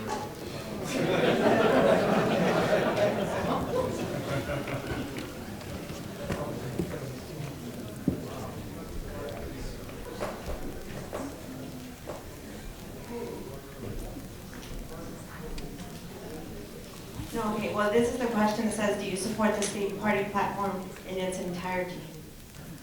And I put no. The reason it was on more on immigration. As I put, I'm an immigrant from El Salvador. I was brought here by my mother when I was 7 years old. We were fleeing the guerrilla war in 1979. I was offered bilingual education, and I believe that helped me to who I am right now. And I was saying, and also my mother is a U.S. citizen, and she doesn't understand English as fluently as we would want her to. She is a registered voter, she's a registered Republican, and it's nice to have the literature in Spanish because that's what she's able to understand more. But it's not that I favor bilingual education. I believe we should offer it to those students that are struggling, but not to everyone. I believe we should give it to them one-on-one basis, because then you'll pull back the other students, and that's why how it was given to me. I thank my second grade teacher, and that's how I was able to excel and do the things that I'm doing. Did she answer all your questions? No, she didn't answer about amnesty or college tuition. Free education. I don't see that on there.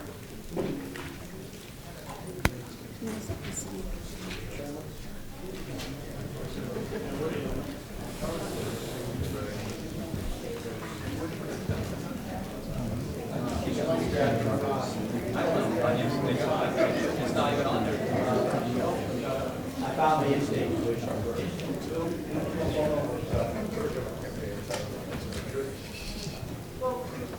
Yes and no. Yeah, well, yes and no.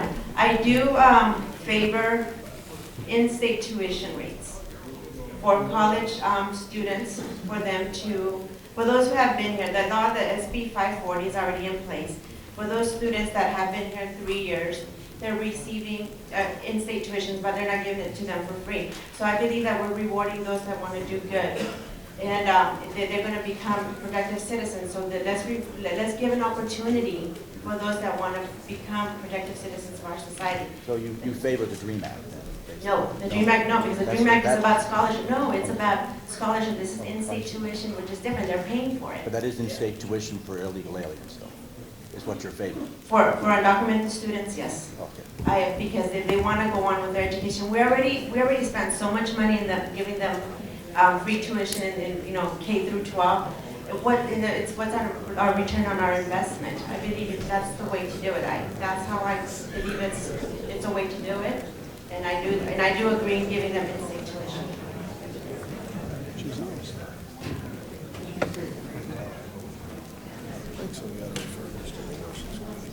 Hi, honey. You might be Yeah.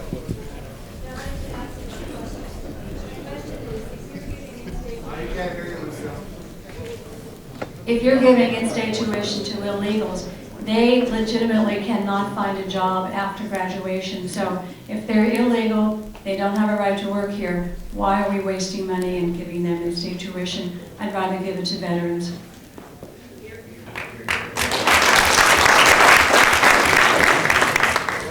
No question, Henry. Well, the question was, how do you rationalize that between the in-state tuition and not being able to find a job after graduation? Yes. So we had a motion and a second, and then she was pulled, so the questions are being asked of her at this point. No. Right. Mr. Chairman? You'd have to do a substitute, yes, Mr. I'd like to make a substitute motion that we refer this to committee. Second. Okay. So, I would not have a problem. Mr. Knight would not have a problem with that recommendation. Okay, all those is there any debate? What is it? To send this one to the committee to give further clarification on the answers. All those in favor of sending this to committee signify by saying aye. Aye. All those opposed, hearing none, we'll see you next month. Okay. Thank you very much. Okay, the final item relates to Santa Ana. It's the endorsement of Charles Hart. Moved by Mr. Alexander to endorse. Is there a second? Second. Seconded by Mr. Munzing. All right, it was pulled because I knew there was some controversy. Let me put this thing in context so you can understand why I put Mr. Hart on the endorsements list. I put him there because I told him early on I would do that when nobody was challenging Carlos Bustamante. And that was before Carlos's issues had become public. Carlos was in doing things over in Santa Ana. Not the things that were revealed, I didn't know about those until they were revealed, but other things that were disturbing to our efforts to promote Republicans. And so I told Charles if he ran, and it's tough to run against an incumbent, and that I would support him. And we would support him early in that effort to get him endorsed. Since then, he has been working in Santa Ana, working in the trenches, and then Mr. Franklin pulled papers to run there as well. My noticing, and I talked to both gentlemen, we had a very nice conversation, and I explained to Mr. Franklin that I gave my word to Mr. Hart, and based upon his commitment to the party and willing to step up and go against Carlos when it wasn't popular. Mr. Franklin is a wonderful man too. He's a conservative, and so it wasn't any disrespect to Mr. Franklin. I think he understood that I had a commitment that I kept. Mr. Franklin has his reasons for running, and they are good reasons. The question is, what do we do as a body when we have two of our members running? And so it becomes the body's choice, obviously, and so that's why we're in this predicament at this point in time. So with that said, there is a motion and a second.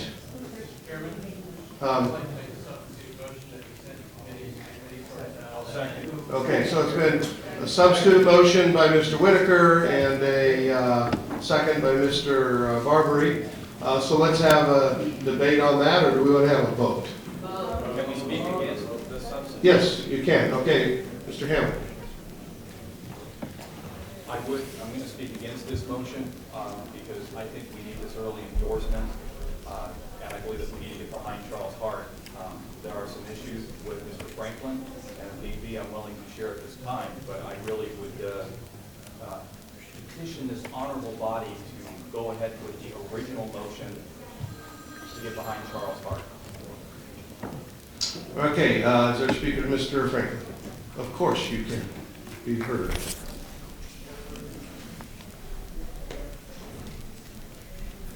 Thank you, Mr. Chairman and Central Committee members. My name is Brett Franklin. I send out an email today. I know many of you. For those of you who don't, I've lived in this council ward for 50 years. My business is here as well. I served on the Santa Ana City Council, was elected in 1996, was reelected in 2000, and I'm seeking this office. The thing to keep in mind here is the opponent in this race is a liberal Los Angeles attorney. Moved in, you can ask Mr. Whitaker, he was shopping for a political seat in Orange and other places. He's close to the Assembly and City Council and school board members in Los Angeles. He's a real threat to the party in Orange County, and I don't think that I have to go give you too much history on Santa Ana and the Central Orange County to tell you what happens when these seats go that way. I also don't want to, have to air any dirty laundry tonight. I'm not talking about Mr. Hart, but I'm talking about the history in this city and in this. The most recent issues regarding after I left the council in 2004, Mr. Bustamante was elected with the endorsement of this body. I opposed him when he ran the first time. I opposed him when he ran for re-election. He was endorsed here both times. Unfortunately, at local, state, and federal level, we've had folks endorsed by this body, and like I said, it doesn't help our party to go back over that ancient history, but there have been some very, very, very embarrassing things that have happened by folks, and a lot of times it's been because there's been a hurry-up vetting process. It's not an easy place for Republicans to serve and to get candidates, so oftentimes we're excited when folks step up, and unfortunately it's come back to bite us in Santa Ana. I've been very active in Santa Ana. And it's not easy. I like to, you talked about Irvine tonight. When I served on the city council, it was a Democrat majority. It's all with Bustamante going to jail now. It's probably it's going to be a Democrat majority again if we don't do something. When I served on the city council, and just to give you examples of some of the things I did, and think about yourself trying to do this in your council or your city with a Democrat majority. Jim Morrissey, who was a Republican assemblyman from the district, won his first election to the Assembly in a majority Democrat district. I helped work for Jim. He ran space for me for his campaign office. When he ran for election, he came to our city council a month before the election, and he said, "Brett, we need help. I need something that I can do." And if you'd hold this for a second. You're running short on time. I will make this quick. I got our council to proclaim Jim Morrissey Day in the city of Santa Ana, and about a week later, this flyer came out on his behalf, and I'd like to get you to think about what that might be like to try to do that. I've been active. More than anything, we got to be careful. Folks come. I've seen many of the former candidates. They no longer live in Santa Ana. Many of them. We had 3 people leave the 69th Assembly District Central Committee, leave our party in the last year and a half. So we got to be very careful, and I would cover your endorsement and support, and I'm not here to say anything against Mr. Hart, just that I'm running for this race. I believe I'm the candidate who can win it. Thank you.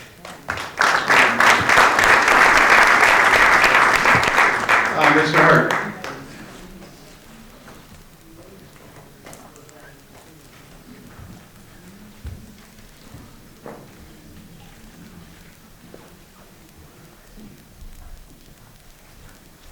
Thank you, Mr. Chairman. I'm not here to ridicule Mr. Franks. He's done fine things back in the 90s and the first 4 years of 2000. However, he has not been active in Santa Ana by anyone's definition for the last 15 plus years. The simple fact of the matter is that it was his inactivity that caused me to get active in Santa Ana and to run for this seat. Now, I point out that his name is not carrying the weight that it used to carry in the city of Santa Ana because he finished dead last in the Central Committee race. I have been fighting tirelessly for the Republican name in Santa Ana for the last 2 years. We've actually gotten Republican sponsorship in downtown Santa Ana at events that the Latino community was shocked to actually see the Republican emblem in downtown Santa Ana.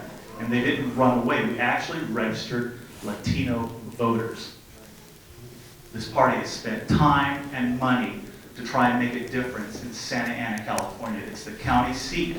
I grew up in Santa Ana. I was born and raised in Santa Ana.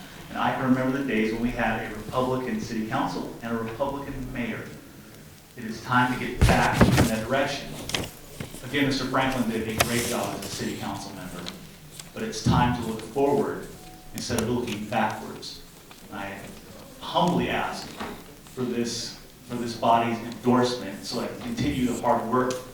I've already worked with Mr. Hayden. I've worked with most of the candidates, the conservative candidates running in Santa Ana, including Mr. Hammond, whom I walked miles and miles to get elected, and who's done the same for me. We, for a long time, 2 years ago, him and I were the only two conservative candidates running in all of 69.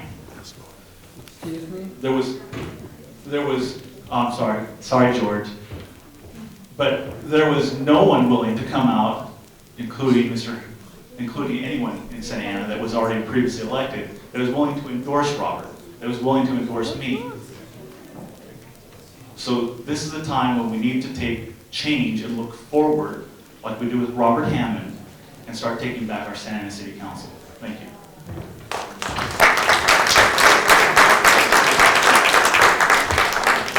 Mr. Spitzer, for or against? Well, I had a clarification Okay. on Brett. Obviously, with Bustamante announcing he wasn't running for re-election, that extended the filing period by 5 days. Is that when Brett decided? No, he expressed an interest before then. I was the first candidate to pull papers. Okay, so both candidates had pulled papers prior to Bustamante saying he wasn't running? Charles was No. running before the charges came down. Right. Years ago. I turned in my endorsement papers in February of this But it year. raised I no informed Mr. Franklin in February of this year that I was running. I was looking forward to his support, But it to raised no which he money. didn't even have the courage to reply. But Okay, well, let me stop this right now, because this is my point. This is not controversial. This is very I understand, Mr. Spitzer, and I told you the reasons I brought it up. And there is a motion, and so you should make your statement, and then we will have a vote. Yeah, I mean, look, Mr. Franklin is incredibly honorable, and he served the city of Santa Ana very honorably.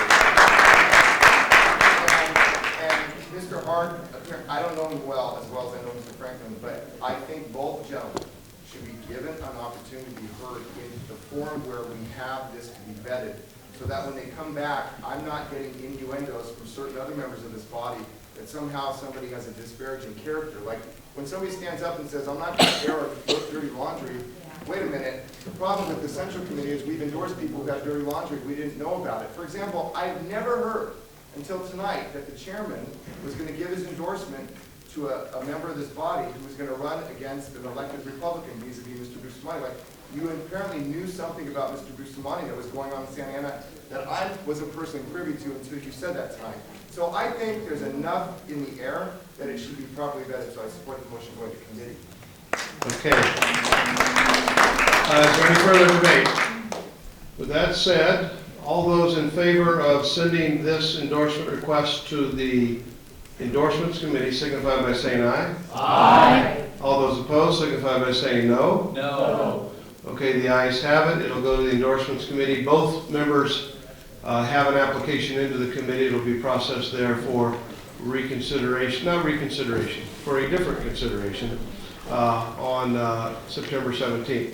So with that said, we had 29 endorsements tonight. 5 of them were polled. 2 of them were passed notwithstanding, and 3 were sent to the Endorsements Committee. So by and large, we've got a lot processed tonight. Our calendars will be very busy for the September 17th meeting, as most of them will be controversial, I presume. We have on the agenda a bylaws consideration, and there's been a request to postpone that to the next meeting. Mr. Dickinson, I would only ask you this question. Are these bylaw proposals that you have for the bylaws committee pertinent and necessary to process for the fall election? Because if they are, I have a feeling we're going to be in the same boat on September 17th. If they're not, we can do them in October, but I just want to give you that consideration. If you think they're integral to doing something we need for the GOTV efforts, we should look at it. If not, I don't mind postponing it till September, and if we have time that night, we'll do it. Otherwise, we may do it in October.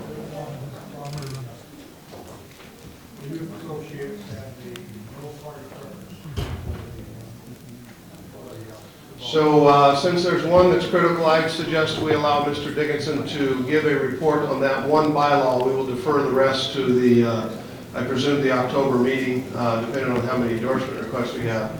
But Mr. Dickinson.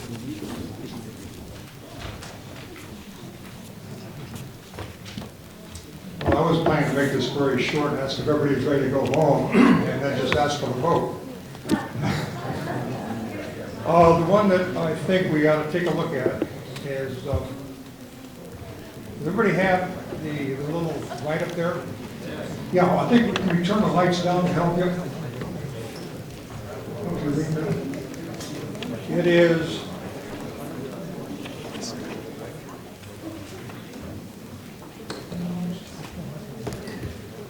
okay, number one is all the editorial. I'd like to get a vote on that. Wait, we just want one? Just doing youth associate. Just do youth associate. It's on page 22. 22. Page 12, if you look at the bottom here, you see page number. 22.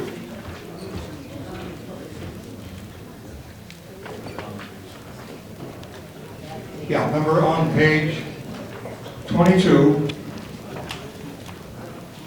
What this does is allows the no party preference and youth who are not registered to become active in the GOTV with the in concurrence with a city chair or the precinct captain and a recommendation or support from a known Republican. Move it.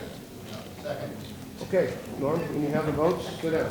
All in favor? Aye. You're not the sheriff. All right. All right, it's been moved by Mr. Spitzer, seconded by Mr. Whitaker, Tim Whitaker. All those in favor signify by saying aye. Aye. All those opposed? Hearing none. Congratulations, Mr. Dickinson. Yes.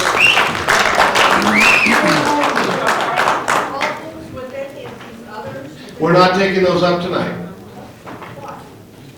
Well, I don't mind, but it's 10 after. Yeah. Okay, so with that said, I'm done here. Our first vice chair, Mr. John Warner, do you have a report? Just quickly.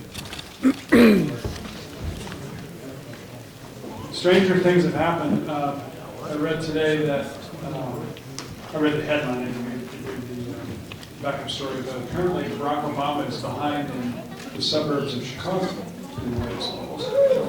So, 65% plus of the Orange County vote in November, who knows what can happen.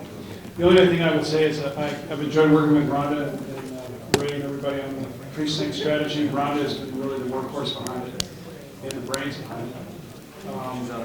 So what's that?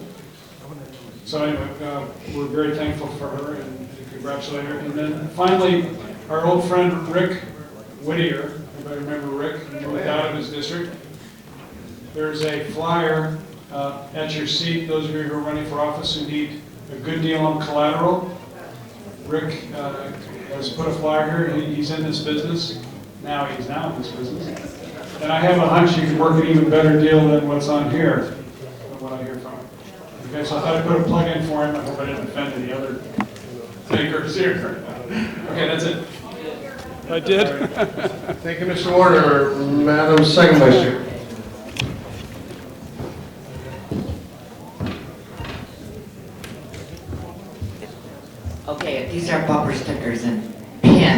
can get them for a better price from me, okay?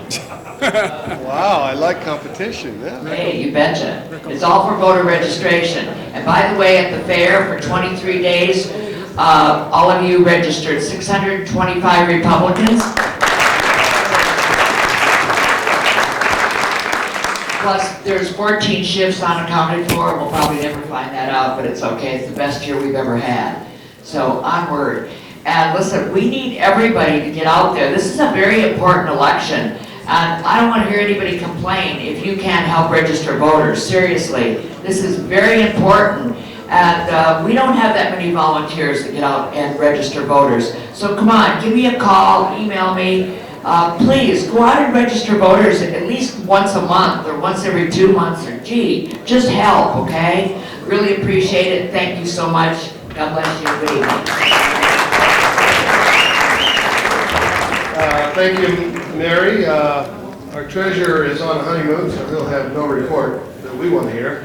And our assistant treasurer? No report. No report. Our secretary, do you have a report?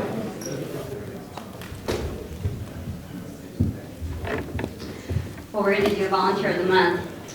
We're always 1 month back. Okay, so this is for July. July's volunteer of the month is a resident of Huntington Beach and attends Calvary Chapel, Huntington Beach. He's the volunteer that was responsible for the creation, fundraising, and distribution of millions of voter guides, highlighting the obvious contrast between the two major political parties and the churches throughout Orange County. The second, this voter guide in Orange County, the first one was done to oust Democrat Doris Allen and replace her with Scott Baugh in the State Assembly in 1995.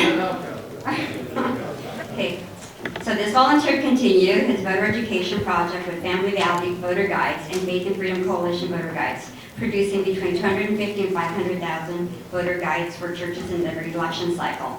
This volunteer also raised and spent hundreds of thousands of dollars for conservative candidates, such as Chuck DeVore. He was treasurer of the California Victory Team at 2006 to 2008, treasurer for Save Our License Committee 2005 to 2008, and treasurer of Repeal SB 48. Also, he was treasurer of Defend California. He has walked countless precincts for conservatives such as Ellie Perozzi, Scott Baugh, Dana Robacher, Darrell Isaac, Don Wagner, Jim Lacy, Pat Harbour, and many others.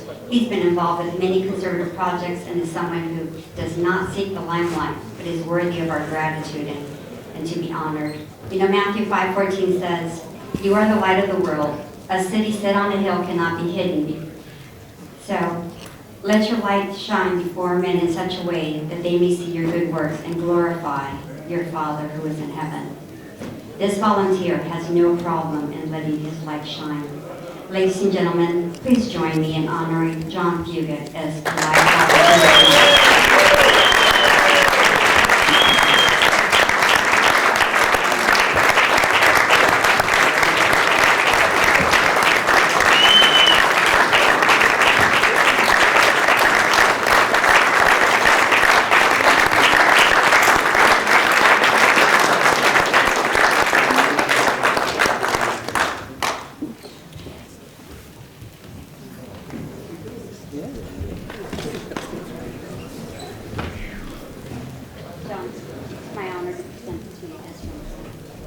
Supervisor John Noah. Thank you. So thank you for all the help. So hang on, where's our party one here? Okay. So you get a nice one from the party, although we don't have one. We'll work on that one. We used to. And then here's some Tom Harlan. Okay. And then are there any others? Okay, hold them on. Oh wait, I want some more, they're here. Yeah, there's one. All right, so if I could interrupt here just for a second before we hear from John. John's actually a very dear, close, personal friend, the advisor. If you want some great strategy, John's the guy to go to. He's a guy with a great heart, a great mind and a great heart. What a great combination. He's got the courage of his values and his convictions, and is never ashamed to reveal what they are. He's a man of great integrity, great character, and again, a great friend. So let's please congratulate once again John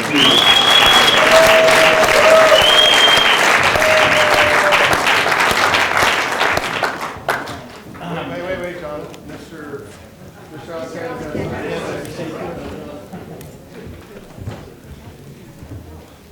Speaking as the Vice President for CRA in Orange County, I just wanted to add a few extra words here. John has not only been all the things that you've heard tonight, but for well over a decade, he's been the treasurer for the California Republican Assembly statewide. And I can tell you that means he knows the ins and outs that we need to know, or we need to stay away from, I should say, falling into traps for the wary for the FPPC and the SEC, or FEC. But as you know, the finance laws for campaigns can be very, very tricky. And John keeps us out of jail, out of trouble, and also keeps our books of records, which dealing with so many different local CRA units, that is a big headache. And John, in conjunction with the membership secretary of CRA, does a fantastic job. He's done it all those years without one penny of compensation, just like any other volunteer. And you said it so well. John always does it in the background. He never, ever seeks the limelight. And I have to tell you, and he's also been president for many, many years of the Huntington Beach Republican Assembly.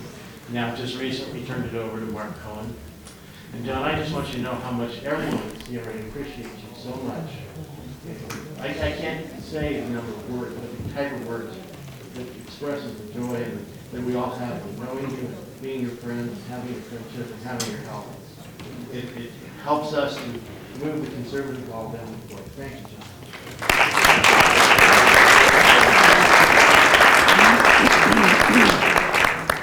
Thanks everybody for the nice words. I am not one who likes to run up here and speak before the podium. I think that the only time that I really enjoyed that was being the executive director for Christian Coalition and helping to train others to be involved in their churches to get the word out about the important issues and candidates that we need to support. And of course, those we need to oppose more regularly than not, unfortunately.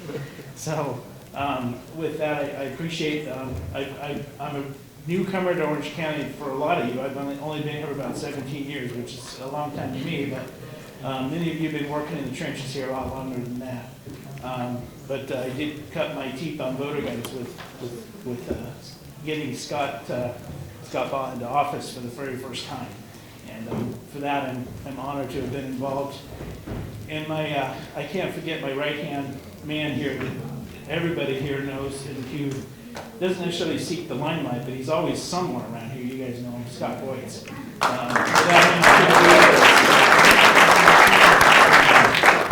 But I thank everybody for the honor, and I know many of you. Like you said, I just don't run around.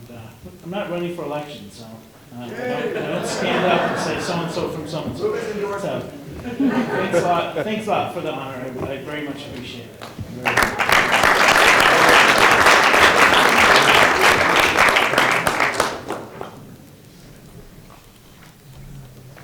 Is that a good one?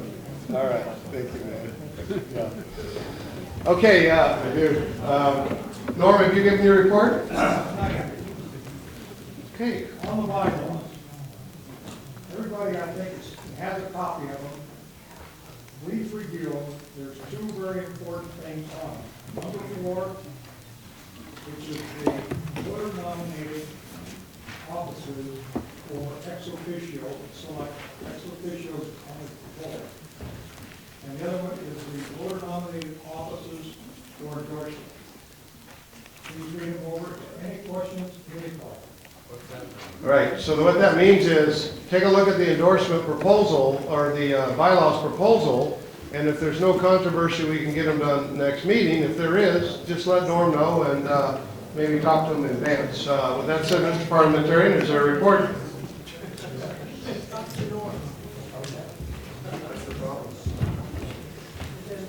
Two items. First of all, there was some talk tonight about changing the bylaws and bringing it up the same meeting. The rules are clear. Don't do it. The second point, I'm pleased to report again that this spring, we went through the first election cycle in years without receiving an ethics complaint. For those of you candidates out there, we would really appreciate it as members of the Ethics Committee if you would not give us any reason to meet this fall. We have plenty of better things to do. Thank you. Okay, and thank you, Kermit, and to wrap up the evening, we have two youth associates. Actually, we have some more, but some are not here that have participated in the program. Desiree, and they're going off to college, and we have a certificate of appreciation for them. The first is Tyler Warman and Giuseppe Robolino. Would you come forward and get your certificate?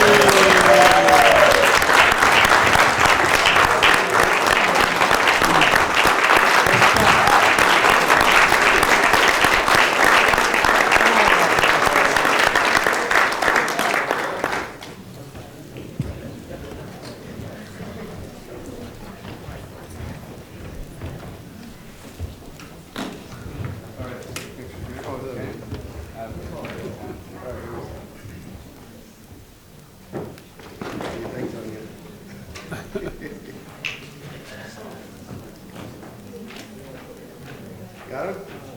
All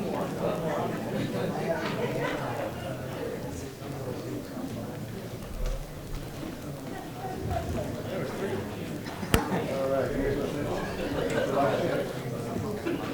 The audience is tired. Go for it. I'll get you guys out of here as soon as possible. Believe me. Okay. Again, I'm Tyler Warman. I've been in this program since the chairman's rabble-rousing speech against the unions. When was that? 2009? 2010? Okay. I've been in this program since then. That really got me pumped up, and I've been at almost every meeting since then. I've been active in the Youth Associates, the Republican Party, the national organization, and I'll be a freshman attending Hillsdale College this fall.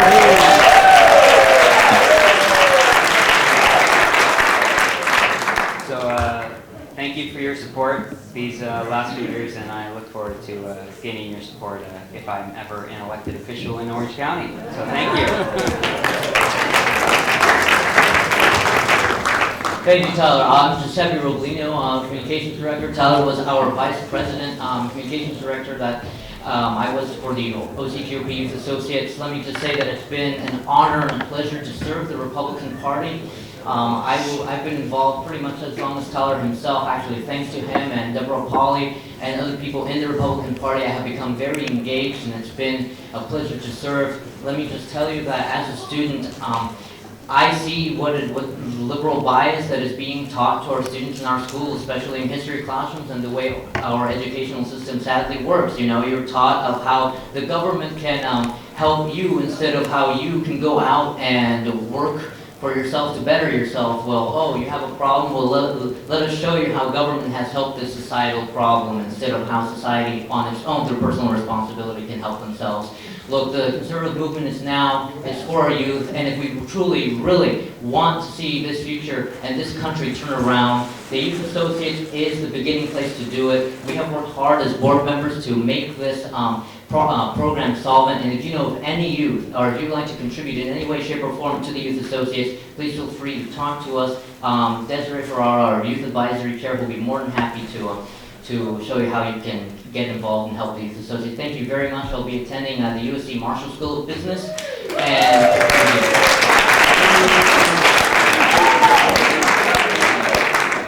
And thank you very much. God bless America. And this is our time to shine. The youth will do it. God bless the United States. Thank you, everyone. All right, Mr. Speaker, you're going to move that endorsement there? All right. Hey. We have one more opportunity for you to be involved. Relates to a youth associate who's taken a trip. Mr. Fleischman, would you please come forward and describe the need? Well, that's all right. Hello, everybody. Monica over here, Monica Berry, wave hello. Monica is a youth associate. Next year, she's going to be a senior at Rosary High School. She has an opportunity working through the Junior Statesmen of America, which is a great organization which I was involved with back when I was in high school, to go to the Republican National Convention in Tampa and participate in their program there. It's not an inexpensive trip for her, it's $2,500, but she's looking to get help and donations to help her to make this trip and make this trip a reality. I talked to Scott, he and I are each chipping in $100 apiece. Congratulations, Scott. We only need 13 more. We decided that we should try to raise $1,500 here tonight, and look at this. There's another 100. We are now $300 of the way there. Do we have any more takers to help send this Orange County youth activist to the RNC committee? There's another. We're up to 400. We have more. 200. We have 200 right here. It's not hundreds, but it's money. That's all right. You got to give us all your names because you got 40 more from Mary Young. 40 more. Any more donations? This is really great, guys. We're Come on. From Lori Rubel, another 100. Mary Young, another 100. This is great. Pretty soon she's going to be taking somebody here with her. I'm running for office, so it's $10. Very nice contribution. Another 20. This is great. This is great. Hey, Monica, come up here. Don, you have a point of order, or are you trying to get Do I have any more people that want to raise their hand with a contribution? Oh, okay. This is perfect. You have a contribution to make? You're writing out a check. All right, make John, J-O-N. No, it's Monica Berry, B-A-R-R-Y. It's from Marcia and Don. Any more contributions? Right here, here's. I'm here to announce that Todd Spitzer is going to match the entire. I'm just kidding.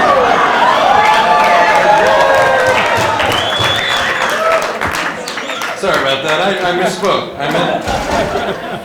meant to say Jeff. Now that I took my ad off last report, I can afford you. There you go. Hey!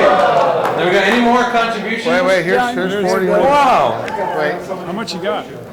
We're doing good. Is yours in here yet? Yes. All right, mine's in here, so we're on. Give me half of it. This is a lot. I can't count this much. Give me half of it, I'll count. Here, somebody else can count all this money.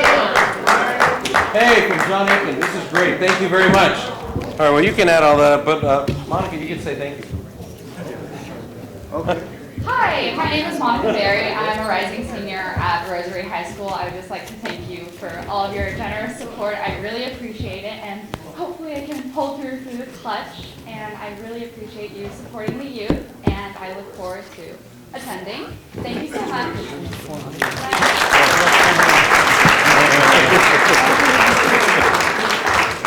So what's the total? 940. Oh, no, there's more. 530. What's the total? 930. This is one of those, how many executive members does it take to count money? There's 200. Oh, he's got his 200. Count his 200. There's 300. 410. How much? 410. And how much is that? This is 530. So 940 plus his 200 is a 1140. 1140. Yeah. All right, yeah. Your job. All right, guys. John pitched several innings well, but it's time for a close. We have $1,140, Mr. Spitzer. Oh, that slipped out again. All right, we need $360 to complete this this effort. Right, there we go. Mr. Spitzer. Thank you. There you go. Congratulations. We'll get you a name of everybody who donated so you can give proper thank you cards and all that. But thank you for all your involvement. Now we have one final piece of business. That's our raffle, Mary Young. Oh, wait. Diane McGlinchey was nice enough to donate this. So if you have number 708088. Anybody? Okay. You must be present to win. Next one. 708144. Not close. I know, I'm pretty close. No? Okay. What? I'm getting closer. Okay. 708079.